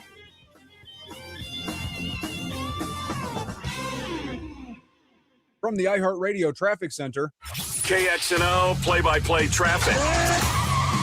I-235, 7-minute drive time from the West Mixmaster to downtown Des Moines, 7 from the East Mix to downtown also. 80-35 going westbound, 12 minutes East Mix to the West Mixmaster. Or if you exit early there at Highway 141, 5 minutes northbound from the Urban Loop to Grimes. This report is sponsored by Lozier Heating and Cooling. Tired of HVAC technicians selling you things you don't need? Call Lozier. Unlike other companies, our licensed experts don't work on commission. We prioritize what's best for your home. No sales pitches, no gimmicks. Lozier Heating and Cooling you can trust. If you can't raise your arms, climb stairs, or kneel down without pain, that means you can't play with the kids, golf with the guys, or get through a workday without exhausting pain. If this is you, let's do something about it. QC Kinetics patients like me are back to doing, not bracing for the next pain that's coming their way. It's gone. You've heard me talk about the team at QC Kinetics, and so many of you have been through their game-changing regenerative treatments done right in the office. No missing work, no surgery, no long downtime. The inflammation calms down and the pain backs off. And we love hearing from you about how we're helping you dig out from underneath that long list of cants and get back to living your best life. So find out what you can do. The consultation is free at QC Kinetics to see if you're a good candidate. Call 515-259-1227. That's 515-259-1227 for QC Kinetics. Tell them Heather sent you in. Remember how you felt when you were 25? Your morning workouts were a breeze. You had a drive that kicked in way before your first cup of coffee. Does it feel like you're losing your edge? You know, it might not be your age. It could be low testosterone. At Mentality, we'll get to the bottom of what's really going on and build a personalized plan using testosterone replacement and peptide therapies to help restore your energy, focus, and drive. Get back to being the guy you used to be. Book your appointment with Mentality at lowtusa.com. Again, that's lowtusa.com. At Uline, they know going the extra mile takes hard work. For companies pushing to go further, Uline will go the distance with you. 24/7, they answer the phone to get you the shipping and industrial supplies you need. Business can move fast. Unexpected large orders, adverse weather, new safety guidelines, and changing economic trends. Uline works hard keeping 41,000 items ready to ship, minimizing detours on your way to the extra mile. Visit uline.com.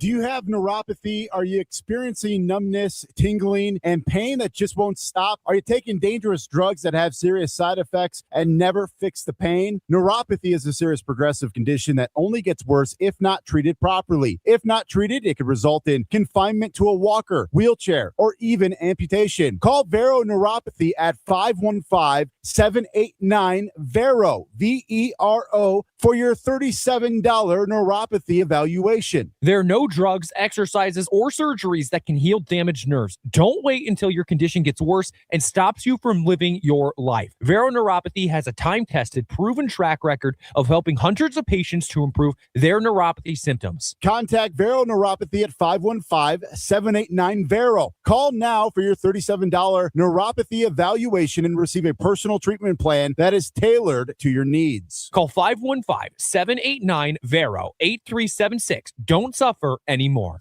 If you love to travel, Capital One has a rewards credit card that's perfect for you. With the Capital One Venture X card, you earn unlimited double miles on everything you buy. Plus, you get premium benefits at a collection of luxury hotels when you book on Capital One Travel. And with Venture X, you get access to over 1,000 airport lounges worldwide. Open up a world of travel possibilities with the Capital One Venture X card. What's in your wallet? Terms apply. Lounge access is subject to change. See CapitalOne.com for details. You can never have too many tools. Shop DeWalt deals at Lowe's. Get a free Select DeWalt 20-volt max power tool when you buy a Select 20-volt max 5-amp-hour battery kit. Plus, get a free additional DeWalt 20-volt max 8-amp-hour battery when you buy a DeWalt 10-inch 20-volt max dual-bevel compounded miter saw. Our best lineup is here at Lowe's. Valid through 6/24 while supplies last. Selection varies by location. Your one stop for advertising? Call 844-844-iHeart. KXNO AM Des Moines. KXNO FM Ankeny. KKDM HD2 Des Moines. Listen on the free iHeartRadio app for all your music, sports talk, and podcasts. Here's what's trending from the iHeart Sports Network, presented by the Active Cash Visa credit card from Wells Fargo. The Iowa Cubs settled for a 4-4 tie with the Louisville Bats after rain wiped out a 3-run 10th inning, forcing the game to revert to the score at the end of 9. Major League Baseball, White Sox beat the Dodgers 6-4 for the series win. Giants topped the Cubs 5-1 to avoid the sweep. The Hurricanes shut out the Golden Knights 3-0 in Vegas to win their first Stanley Cup title since 2006. I'm Ron Tomas. Who knows what'll happen at the FIFA World Cup tour with unlimited 2% cash rewards on purchases? The Active Cash Visa credit card from Wells Fargo is a surefire victory. Terms apply. Visit wellsfargo.com/activecash. Visa, worldwide partner of the FIFA World Cup 2026. For 25 years, 106.3 KXNO has been the heartbeat of Iowa sports. From Friday Night Lights to championship dreams, we've been there for every play. Here's to the fans, the teams, and the passion that keeps us going. 106.3 KXNO, Des Moines sports station for 25 years and counting. Live from the TNT Landscaping and Nursery Studios, you're listening to 106.3 KXNO. Wake up, Iowa. Rise and shine. It's butt whipping time. It's the first quarter with Heather Burnside and Alec Bussey. In the morning, I splash it on, and it makes me smell mainly. On 106.3 KXNO and the Iowa Sports Radio Network. Let's go, let's go, let's go. Wake up, gentlemen. It's late. Hour number 3, glad to have you along. It's Heather Burnside, Alec Bussey, producer Tyler Allen. Back at work on a Monday as we look back on the weekend that was. A lot happened over the weekend. Now we're really getting into the stretch. The NBA Finals are over with the Knicks being crowned champions. The Carolina Hurricanes are your Stanley Cup champions. So hockey season is officially over. Now it's basically baseball, maybe some NFL news here and there. Tyler, what's up? I was going to say, I hope everybody gets ready for a lot of baseball plays for the play of the day for the rest of the summer. Well, yeah. I mean, you could always go to the WNBA. That's true. There's also the WNBA. You got Caitlin Clark every once in a while. Cricket is going on right now. Bowling. No, we have World Cup. The Tiddlywinks Championships in Scotland are going on. Tyler, don't be. You got the World Cup too. Hey, mandatory mini camp begins tomorrow.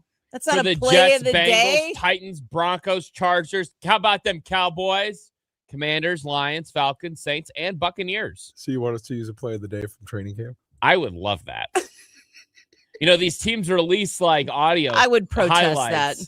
Like the Bears Same. a number of weeks ago, they released the video of like Caleb Williams throwing the 65-yard dot to, I think, Luther Burden. With no pads on and no actual defense. What are you doing? Are you a Vikings fan? I love when people overreact to 65-yard complete. Now, it was a cool throw, But like wow, that guy made a play. It's like, all right. We do the same thing in college football too, where it's like a guy makes a play and it's posted all over social media. Like, do you remember last year, Mark Gronowski had the throw towards the sideline in training camp, and it was like a 7-yard out, but it was thrown like over the out of bounds sidelines, and Iowa posted it, and people were like, "Oh my God." Do you guys remember that? Yeah. I still haven't forgotten it. And I was like, what? That's like a routine throw. Relax, guys. Relax. You're being disingenuous because I remember when that happened. I was like, okay, what are we doing? I remember it, but I remember why everybody was so excited, and that was because that was like after a season and a half of Deacon Hill. Sure, it may have been a routine pass. You had somebody that could finally make it. It's time to celebrate. Here's some other good news, Tyler, and I don't know if they're coming back or not, but if the A's keep visiting that minor league ballpark in Las Vegas, there will not be a lack of home runs. Holy cow! I just The saw Rockies had 23 runs versus the A's in Las Vegas. They actually had their right fielder come in and pitch in the 8th because they had to. The A's did. And Will Castro had 7 RBIs. He was their most effective pitcher of the day, believe it or not. It was a 23-9 win. Did you guys know that there's a rule over against the A's? Did you guys know that there's a rule that regulates position players pitching in Major League Baseball? I did not, but what is it? I don't remember the specific language, but I know you have to be down a certain amount of runs or be within a certain that makes sense. Like innings threshold. Like you can't just throw a position player out there in the 3rd inning of a 4-2 game. Like you have to have an actual pitcher on the roster pitch in that situation. Well, I think fans of the A's are going to have to get acquainted with this rule because apparently, as bad as it can be sometimes to play in Colorado at Mile High Stadium, Las Vegas might be the new home run. Well, there is thin air in Vegas. Yeah, I mean, between the thin air and the heat, this could absolutely be a hitter's paradise in Las Vegas. Well, the new stadium is going to be indoor, right? Or retractable roof. Is that what they're doing with it? I would assume that you're not going to be able to have an open air stadium when it's 115. I imagine it's a retractable roof or but still, roof. I'm assuming too that the lack of humidity though will affect both inside and outside. Are the Rays? The Rays are the only Major League Baseball team that is strictly indoors, correct? Well, I guess I believe so. Because the Brewers are retractable roof. The Diamondbacks are a retractable roof. Toronto is a retractable roof. The Rogers Center, I know, is a retractable roof. So is Texas. Globe Life Field is also a retractable roof. Is it Safeco? Well, I don't think Yeah, that's what Tropicana Field is the only active MLB stadium with a permanent fixed dome. I feel like that's how it's got to be in baseball. If you're going to have a stadium with a roof possibility, it has to be a retractable roof. Baseball is absolutely meant to be played outdoors. I think football is meant to be played outdoors. Tyler.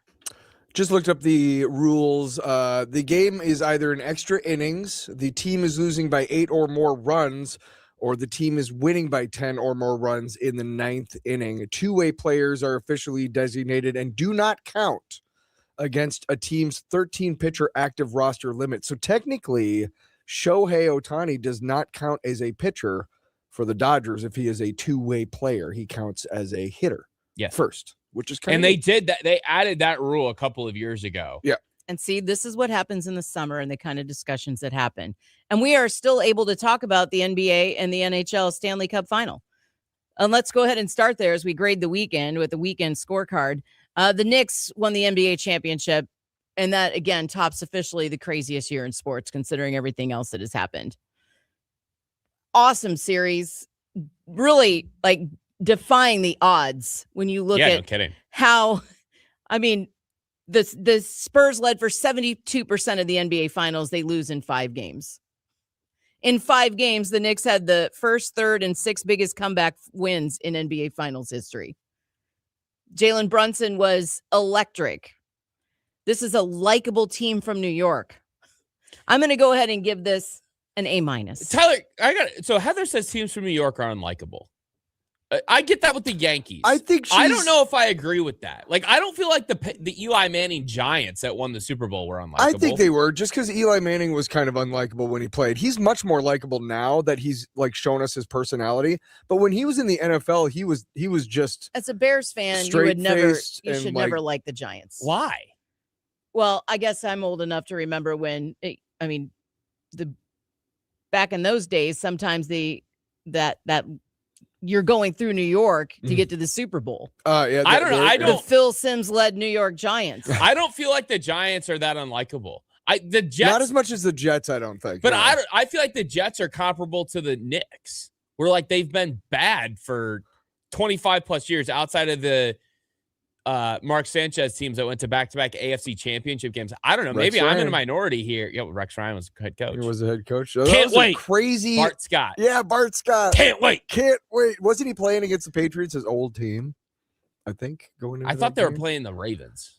They were playing. Maybe that was the team that he played for, because I remember very distinctly that they were going to play Bart Scott's old team. Can't wait. Can't wait. I love that. I love that quote. I don't know if they're that likable. Remember the lovable losers from the Mets, but that was back in the 60s, even before my time. So I just think if you're not in New York or in the division with one of them, like my Tigers are not in a division with either New York team, and none of my teams are in a division with New York teams. I don't really care about them unless my team is playing them. And certainly, especially with the Yankees, if they're in the World Series, I could care less. It's also New York teams hog all the media attention. Yeah. And it's because they're in the biggest media market. It's because ESPN is right there. Let me ask you this. Do you feel like the average sports fan in the middle of Iowa dislikes teams from Boston or New York more? Boston. New York. Boston right here. I feel like it's Boston because they've won a ton this century. The Red Sox have 4 World Series, 04, 07, 13, and I think 18. The Celtics have 2 championships. The Patriots, of course, have all those Super Bowls with Brady and Belichick. The Bruins have the Stanley Cup in, is that 09? Maybe? I feel like it's Boston. I feel like the average sports fan hates Boston teams more than New York teams. But maybe that's just because Boston teams have won more in this century than the New York teams have. But maybe this is an age divide for me where I'm younger. I also feel like because those Boston teams had so much success that, how else do you describe why Lucas is a Patriots fan? He's 20-something years old, grew up in Iowa, and he likes the Patriots. Yeah, but by that logic, Lucas should be Celtics fan. He should not be like a the Celtics Knicks have been. Yankees Yeah, like the Yankees. Patriots. The Yankees have been really good. They've always been over 500. But since Lucas really started following baseball, they've only won the World Series once in 2009. Like if Lucas was picking Major League Baseball teams because they won World Series when we were kids, he would be a Red Sox fan. I thought part of his baseball fandom had to do with his dad, though. I don't know. We're getting off the topic Yankees here. are a very natural team, though. That if you're going to be in a baseball fan in the middle of Iowa. You don't agree with me that New York teams are somewhat unlikable, but I think feel I like get it. I just the feel Knicks like are extremely likable. This has been a likable group. And I didn't see this heading into the series that what Victor Wembanyama would kind of come off as being extremely unlikable, even though he was literally doing what people were begging the NBA to do, which is show some personality. Let's have some rivalries. Let's have somebody that's not afraid to be a jerk in the heat of the moment, which is kind of what Wemby was doing during the NBA Finals. He's brushing past Knicks that are trying to talk to him without, giving them the time of day. In other words, he's kind of being the bad guy. He's being a Detroit Piston. I don't think that the NBA wants Wemby to be that, though. They don't, because they want him to be the face of the league. And instead, he's acting like a 22-year-old that was extremely disappointed. Well, I mean, the physical thing that he did against Jalen Brunson was that game 1 or game 2 where he kind of just chucked him to the side and then kind of laughed at him. Like, you don't want the face of your league to do that. So Victor Wembanyama's behavior during the NBA Finals is something he's going to have to work on. He's an ultra competitor, though. And he showed it. Yeah. Again, he turns out he is 22 and made maybe a few bad decisions about how disappointed he was in the eventual outcome of those games. Tyler. Somebody made a supercut on Twitter of all of the flagrant fouls that Wembanyama has gotten away with during the playoffs this year, and it's pretty bad. I will say, though, pretty awful. He elbowed a couple people in the head. Okay, so counter to that. And this is a difficult thing to officiate, and people used to complain about this all the time when Zach Edey was at Purdue, for example. When you're 7'4", it's not your fault that when your arms are raised because you hold the ball near your chest as you pivot to like go up for a turnaround layup or whatever.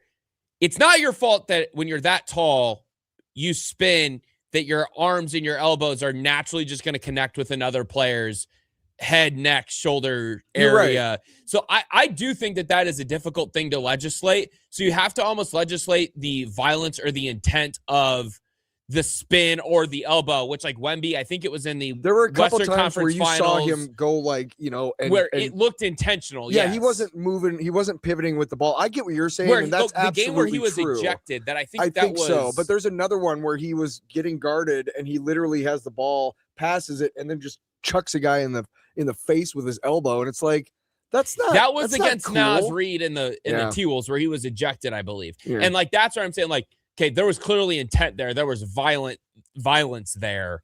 Okay, legislate that. But if you're just like a turnaround thing or you're pivoting, that's hard to do, Heather. Or I feel like what Tyler's talking about with like the video, like the guy's 7'4", like what is he supposed to do with his arms? Like that's just the natural height that his arms are at. Yeah, there's some of it has to do with we've never seen a player with his build and this kind of skill set that he has. Yeah, the other thing I saw someone that wingspan. I saw someone tweet too that like Wemby needs to get on a treadmill and be better conditioned for this upcoming season. It's like, okay, shut up. Like he's 7'5". It takes him 3 steps to get from one end of the court to the other. Like he's naturally not going to be as conditioned as a 6'4" guard. Like there's a lot of air that needs to fill those lungs. Okay, those are big lungs. I just looked it up. His arm span is 8 feet. Yeah. Wow.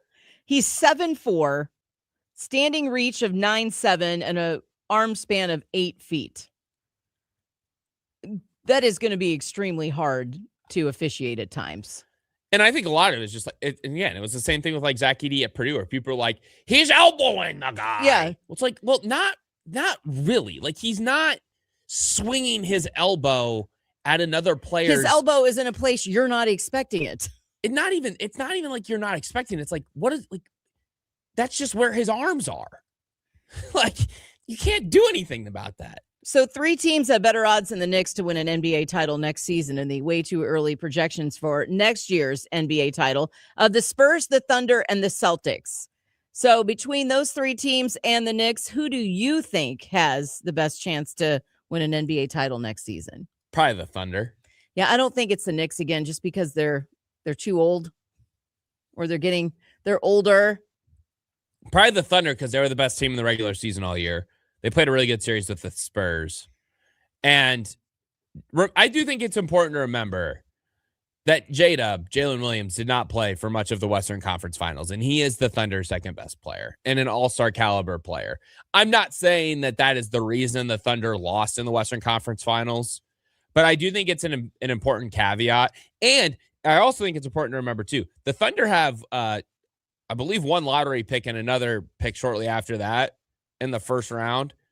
They're going to be able to take 1 or 2 pretty impact players in this year's NBA draft, which is, widely regarded, especially with the top 10, to be one of the best in recent years, one of the best of the 21st century, if we're really being honest. So the Thunder should be able to get a pretty impact type of player that can help them quite a bit this upcoming season. And they get the luxury of kind of like being able to draft something that really fits their roster at number 12 or 14, I think is where they pick. They're like, you don't need to draft someone that like, okay, we're drafting this guy to develop him and hope he turns into a really good player like other teams in the lottery. The Thunder can almost draft someone that's like, this is our quote unquote like Wemby stopper. Like if Ade Mara, for example, falls to the Thunder at that point, he's 7'4", similar size, obviously length to Wembanyama, nowhere near as skilled or as gifted. Like he's not going to be the best player in the NBA at some point, but you get what I'm saying here? Yeah. Before we move off the NBA, too, we were talking earlier in the show about how, while it would have been maybe cool to have the Knicks go back to win it in 6 games at Madison Square Garden, that the way the last game played at MSG ended was also pretty incredible, with yet another massive Knicks come from behind win. But here's where we're at in society, because Jalen Brunson has had to speak out and basically implore Taylor Swift's fans to lay off Monica McNutt, who inadvertently said, well, she's not really a Knicks fan, even though it has been well documented that Taylor Swift has been at many Knicks games. She is a long-term Knicks fan. Monica McNutt said otherwise, and Taylor Swift fans have just been eviscerating her on social media. I didn't know that she grew up a Knicks fan. She didn't like grow up, but she's basically had a home in New York for years and has been at many, many Knicks games. Okay. So to call her a newbie to the Knicks scene just because they're in the NBA Finals is not accurate. Okay. And so Taylor Swift fans were just appalled that they would make that mistake. Here's another person getting eviscerated. Becky Hammon is getting roasted for her comment saying Jalen Brunson was too small to bring the Knicks a title. Sure, that is aged like milk, bad milk left out on the counter, but and a 95-degree summer day. Come on. It was also not exactly the worst take in the world. It turned into it, though. It did. But again, when she made it, it wasn't like it was out of I mean, when the Knicks signed Brunson to the big deal, there was plenty of sports talking heads and commenters who were like, that's a lot of money to pay Jalen Brunson, who may or may not be good enough to lead you to the finals or a championship. She was not alone. And credit to Jalen Brunson, who proved all those people wrong. And he came into his post-finals victory press conference, and he was like, he said something along the lines of, do I talk my trash or do I whatever? He said something, do I be kind? That wasn't the word he used. Or do I talk my...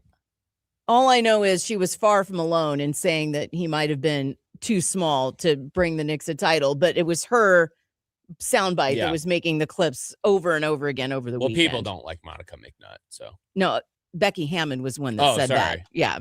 So I was going back to the Monica McNutt.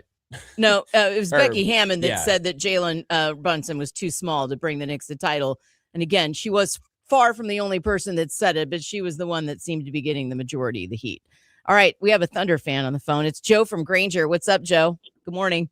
Hey, good morning. And also, Bussy, you left out that the Thunder have Thomas Sorber, their first-round draft, very talented out of Georgetown last year, who didn't play this year due to injury. He also adds size. Now, Sam Presti, he's in a very unique position. He could literally trade for anybody in the league, probably not named Jokic. Yeah, and that's why and I think, Joe, and you're always smart when you call in, I think the Thunder should not overreact and trade Chet Holmgren. And I know that there's been some online discussion of Chet was awful in the Western Conference Finals. Wembanyama just embarrasses him every time they play. It's like, and that'd be very reactionary, in my opinion, to move off of Chet Holmgren. And very unlike Sam Presti, who is, the brightest basketball mind in the NBA. No, I wasn't bringing up. I mean, his $230 million contract doesn't start till next year. So if they wanted to move him, it's going to be very difficult to move him. But, there is hope because, like I said, Thomas Sorber, who was uberly talented at Georgetown, did not play this year because of injury. So they do have him coming back, and he does add size. Yeah, it's an interesting spot to be in. The Thunder, to me, would still be the favorite. Like, that's just where I'm at. They're going to be healthier, presumably, next year. And you mentioned Sorber. They're going to add another highly valued draft pick or two. Well, and keep in mind, they fleeced Philadelphia out of Jared McCain, who probably would have won rookie of the year last year had he not got hurt. That's true. And he's a great fit for the Thunder, too, because he's such a great spot-up shooter. And he's tough. Yeah. And he's got a great personality. Thanks, Joe. Are you familiar with Jared McCain? And his, you got to Google Jared McCain and he paints his nails kind of like Caleb Williams, but he is incredibly musically talented. You should check out his singing voice. It's awesome. 515-284-5966. You can tweet at us at KXNO First Quarter. Up next, we have more good news from over the weekend to share and match the Nips. What other team champions in other sports could match this cultural impact? That's next on the Iowa Sports Radio Network. Did you miss your favorite local shows? Find them all on the free iHeartRadio app or wherever you get your podcasts. From Des Moines Sports Station, 106.3 KXNO. Here's what's trending from the iHeart Sports Network, presented by the Active Cash Visa Credit Card from Wells Fargo. The Iowa Cubs settled for a 4-4 tie with the Louisville Bats after rain wiped out a 3-run 10th inning, forcing the game to revert to the score at the end of 9. Major League Baseball, White Sox beat the Dodgers 6-4 for the series win. Giants topped the Cubs 5-1 to avoid the sweep. The Hurricanes shut out the Golden Knights 3-0 in Vegas to win their first Stanley Cup title since 2006. I'm Ronza Moss. Who knows what'll happen at the FIFA World Cup 2026? But with unlimited 2% cash rewards on purchases, the Active Cash Visa credit card from Wells Fargo is a surefire victory. Terms apply. Visit wellsfargo.com/activecash. Visa, worldwide partner of the FIFA World Cup 2026. Our iHeartRadio Music Festival, presented by Capital One, is coming back to Las Vegas. September 18th and 19th at T-Mobile Arena. Streaming live on Disney Plus and Hulu. And you can be there for a weekend full of superstar performances. Are you ready? Once-in-a-lifetime moments you'll have to see to believe. We're getting this party going, huh? Only limited single-night tickets remain. Get yours while you still can now at AXS.com. And we'll see you at our 2026 iHeartRadio Music Festival. Presented by Capital One. You may see some of your local temporary garden centers are, they've got the plants out. It's 50% off. They're getting ready to close up for the year. Not at TNT Landscaping and Nursery. They are your year-round source and trusted partner more than 35 years in Ankeny and the Metro for all of your plants and landscaping needs. So TNT came out for us late last summer, helped us design a new custom landscaping. We absolutely love it.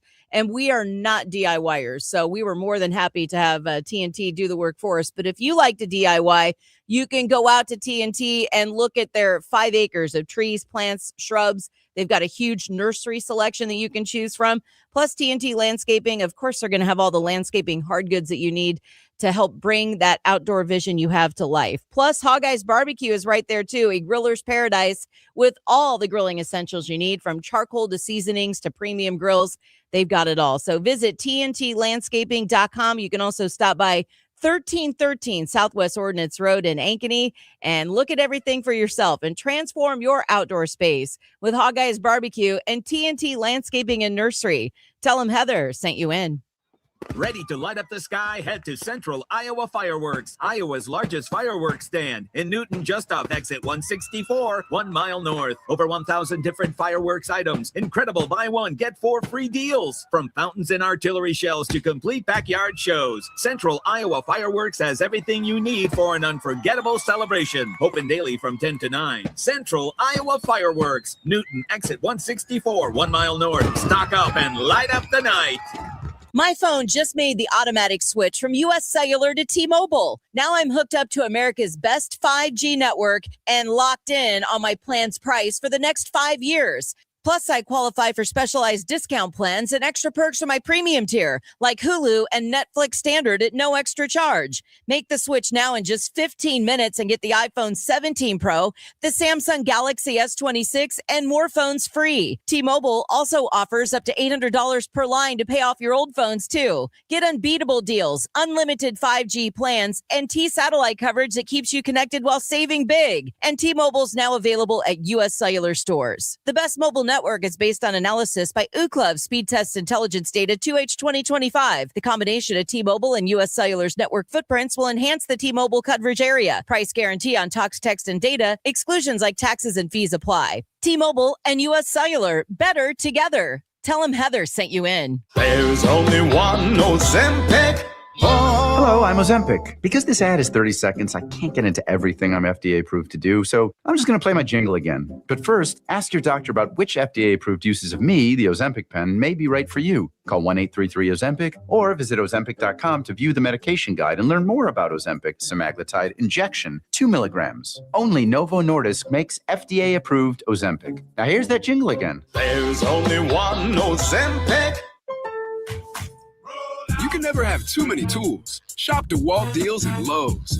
Get a free Select DeWalt 20-volt max power tool when you buy a Select 20-volt max 5-amp-hour battery kit. Plus, get a free additional DeWalt 20-volt max 8-amp-hour battery when you buy a DeWalt 10-inch 20-volt max dual-bevel compounded miter saw. Our best lineup is here at Lowe's. Valid through 6/24 while supplies last. Selection varies by location. Heather and Alec are back in 60 seconds right here on 106.3 KXNO. It's the French Open, where every point is a battle on clay. I'd know. I competed there for decades. Join me, Renee Stubbs, on the Renee Stubbs Tennis Podcast for no-nonsense breakdowns of the biggest matches, the toughest players, and the moments that define Roland Garros.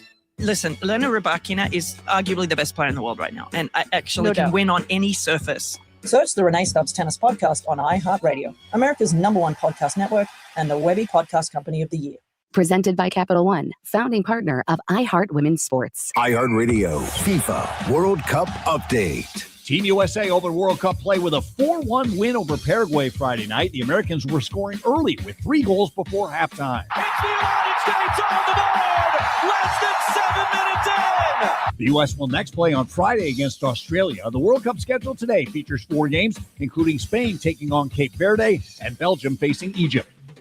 For live Fox coverage, search World Cup now on the free iHeartRadio app. Wake up, Iowa. It's the first quarter with Heather Burnside and Alec Bussey on 106.3 KXNO and the Iowa Sports Radio Network. All right, so we have some breaking news here on this Monday morning. For news. Yeah, according to Ross Dellinger, just tweeted minutes ago, the Big 12 has filed a legal complaint in federal court seeking declaratory judgment and a preliminary injunction to enforce its bylaws and potentially sanction Texas Tech for its plans to play Brendan Sorsby. The complaint lists as defendants Texas Attorney General Ken Paxton, Texas Tech University System, its Chancellor Brandon Creighton, President Lawrence Chovanec, and Athletic Director Kirby Hocutt.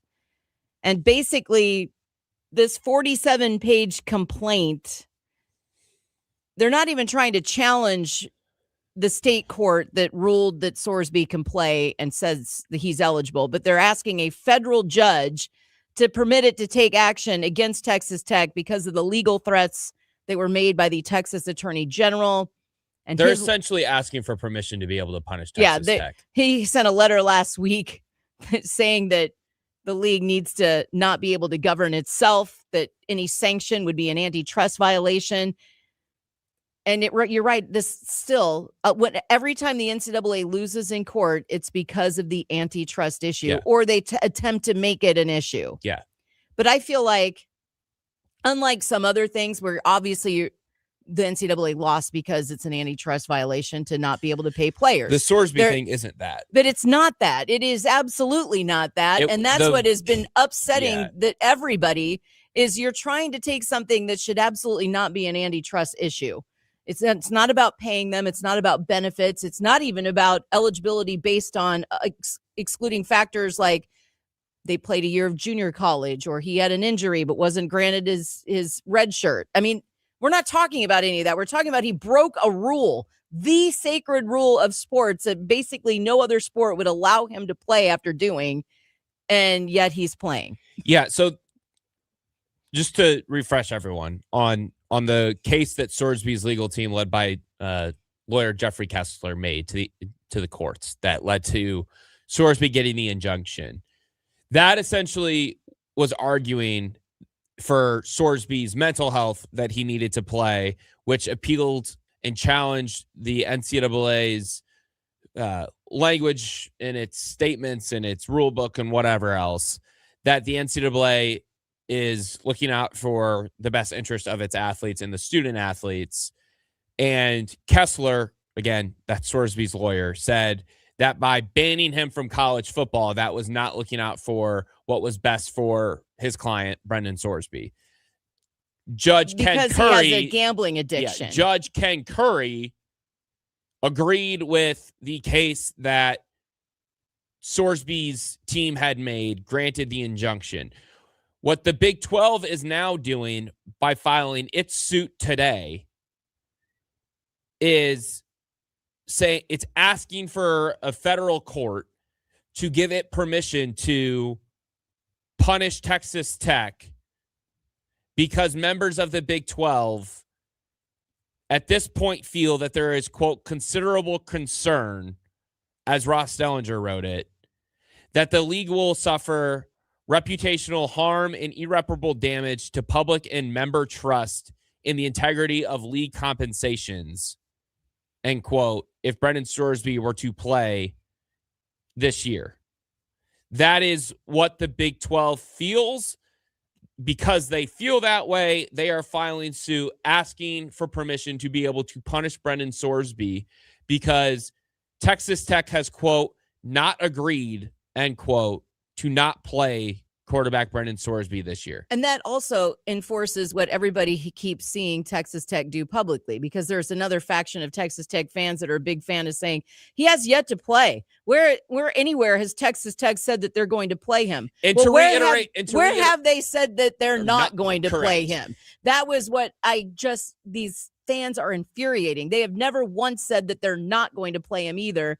And now and they haven't said it privately, as this Big 12 lawsuit is saying. They're also asking the judge to exercise its First Amendment rights, dismiss Ken Paxton's claims that this is an antitrust violation. And they say it's because gambling poses a threat to the integrity of athletic competition. For over a century, that is what we have understood. I hope that this prevails in court. I'm not a lawyer. I don't know what all of this means or does not mean. A lot of what I was just saying was reading directly from what Dellinger wrote or what sources had told Dellinger in his reporting of this legal filing that the Big 12 just made this morning.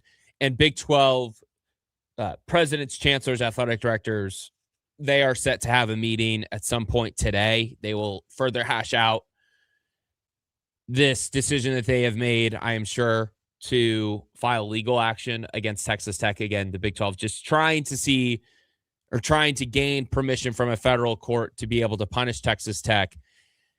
And as Dellinger wrote, one thing that the Big 12 is trying to do by punishing Texas Tech,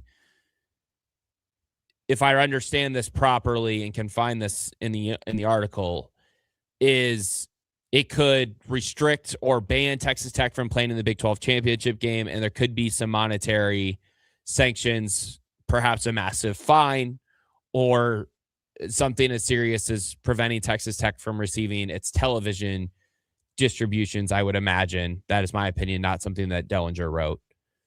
So again, the complaint says that the Big 12 is trying to do things to restrict include monetary sanctions or ban Texas Tech from playing in the Big 12 championship game. Those are two potential punishments that the league is potentially considering against Texas Tech. We'll see what happens. I can also try to get Mitt Winter, that sports attorney that we've talked to several times on the phone, to see it, because I just checked his account and he has yet to respond to this latest. And this literally happened as we went to break. So this happened within the last 10 minutes, and that is why. Yeah, but he's really good at staying on top of legal news too. But I can try to get a hold of him and see if he can speak about this tomorrow. As I was reading this, Heather, and I did get through the whole article during the break, my thought was, what does this mean? Like, how does this make Texas Tech feel? Because, and this is why Brett Yormark and the rest of the Big 12 are in such a really difficult spot, because if you do punish Texas Tech, you're really pissing off Texas Tech by all accounts. And are you alienating, frankly, a pretty important member from a football success standpoint to a point where they're going to be very angry? But if you don't punish Texas Tech, then you're pissing off the other 15 schools in your league. So that is why he and the Big 12 are in a difficult spot of, okay, do we cater to the 15, or like what can we even do to the 1? So I think that's why today's action from the Big 12. I feel like it's the right thing to do. And as far as alienating Texas Tech has not just alienated themselves from the rest of the Big 12. This is a school that, with their new found NIL, bottomless well, was hoping maybe to also be able to leave the Big 12 or, outgrow the league and move on. And the SEC probably doesn't want them. The Big 10 doesn't want them. They're basically alienating themselves from the exclusive club that they would like to be a part of. And in the meantime, pissing off the other members of the club that they do belong to. Well, that's what I'm saying. That's why this is such a difficult spot for the Big 12 to be in, because I don't feel like it was, and this is all I'm saying. I don't feel like the Big 12 had a choice. They had to stick with the 15 because the 15 is on the side of the rest of college sports. So, okay. It's like Texas Tech on an island. So I'm going to make a comparison, and I understand that the violations and the transgressions are very different in these circumstances. But do you remember in the 2023 college football season, the Connor Stallions scandal, all of that, the Big Ten, Tony Petitti, its commissioner, it had to deal with every member of the league being very upset, feeling like Jim Harbaugh needed to be punished before the NCAA could finish its investigation, because NCAA investigations take a very long time. I mean, Tony Petitti, the Big Ten commissioner, is put in a very difficult spot of, I got to cater to every league member, but I don't know how I'm supposed to punish this one. He ended up punishing Jim Harbaugh by suspending him for 3 games. And before that happened, and I believe this occurred, if I remember correctly, Michigan did file suit, or said they were going to file suit if any punishments were levied against them or members of their coaching staff. And then they decided to just drop it and accept the 3-game suspension that Harbaugh was given from Tony Petitti. Texas Tech, at least as of right now, does not seem to be willing to drop any sort of threat of countersuit or challenge that the Big 12 would give Texas Tech. It seems like they will legally fight anything that the league gives them, whereas Michigan dropped it. They were like, all right, fine, we'll take the 3 games that Harbaugh was given. Perhaps this gets to a point where Tech's like, all right, whatever, we'll take it. Brendan won't play. But at least where we stand today here on the morning of June 15th, Tech seems very motivated to, pun intended here, put their guns up and fight for Brendan Sorsby to be able to play this fall. Tyler. I don't know why we don't do a symbolic middle finger to Texas Tech. Cody Campbell is the big giant donor for Texas Tech, right? Yes. And he made his money off of oil, right? Yes. Okay, Brett Yormark, here's what you do. You put out a statement that says, effective 2027, all member schools of the Big 12 will be completely reliant on solar and wind power to power everything. That would be a great middle finger to Cody Campbell. Now, I know it would be decades because he's got billions of dollars. It would be decades before it really affects him. But honestly, it would be like, okay, we won't go to court, but we are going to go ahead and just give you a big oold metaphorical middle finger. That's a lot of my people would idea. say the Big 12 is already powered by wind anyway, with Brett Yormark as the commissioner. Ouch. 515-284-5966. Troy in Eastern Iowa, what's up? You do have some great characters in the Big 12. You know, Yormark's kind of like Dr. Evil, and then you got your Landman and your Dallas J.R. Ewing, all those. Heather, I used to love your rants against Baylor in the Kim Mulkey I'm in the know era. I'd like you to give us a quick ranking of your least favorite Big 12 current or former programs right now, currently.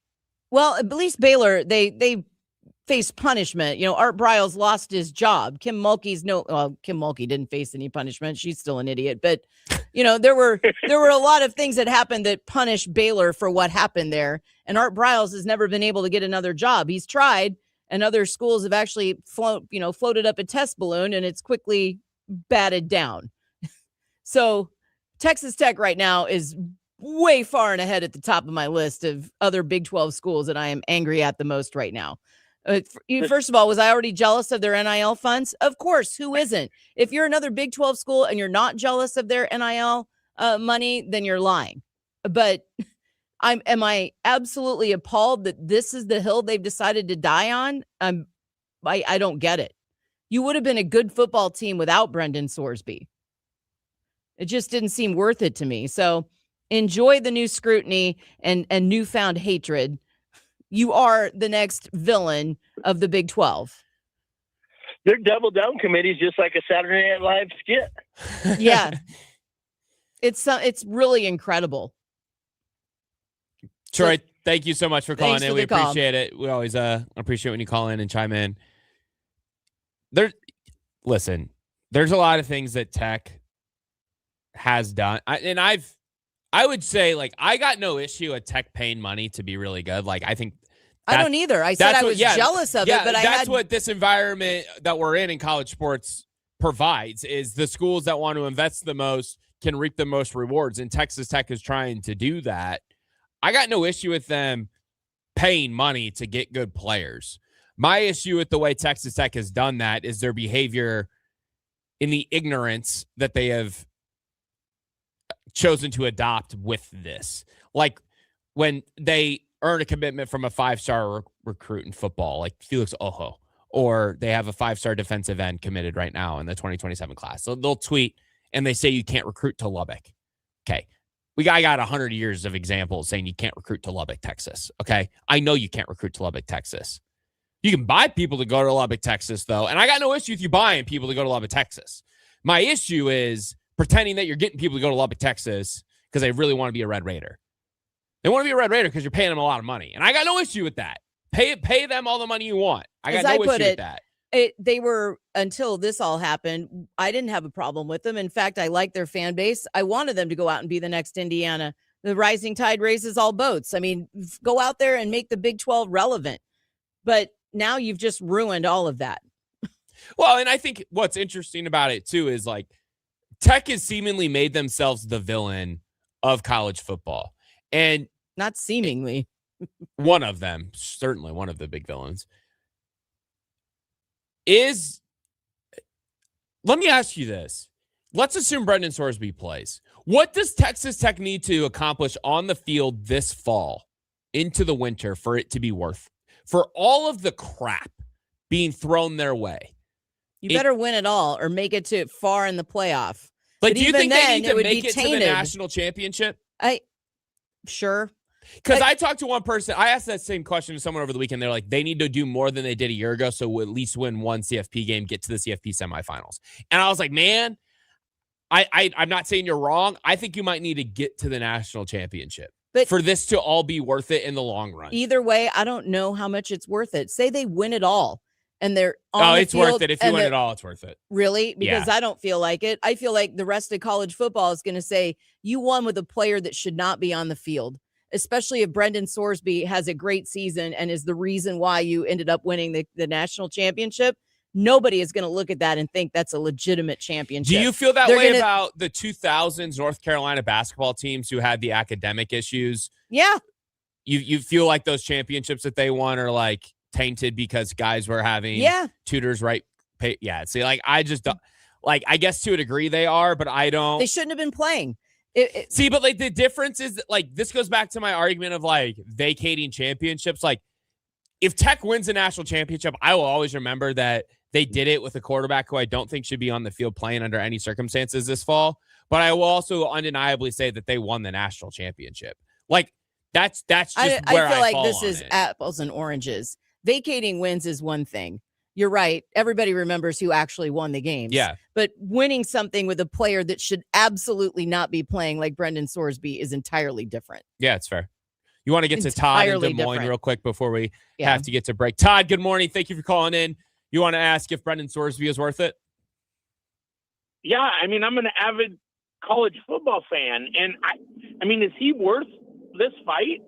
It's like, are they fighting over a popsicle? I mean, what has he done that proves that he is worth going to this level of fighting for Texas Tech? Yeah, and I think, Todd, that's the great question, is like, he was the best or one of the best quarterbacks available via the transfer portal this offseason. Todd, thank you for calling in.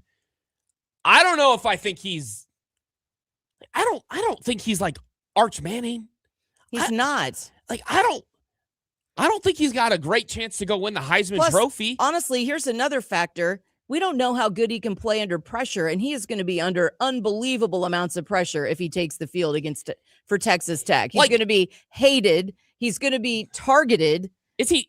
How good is he going to be with all the added attention and pressure? Is he Dante Moore? I don't know. Different position. Jeremiah Smith is undisputedly the best and most talented player in college football this year, right? At Ohio State. Like, I don't even know if he's worth all this.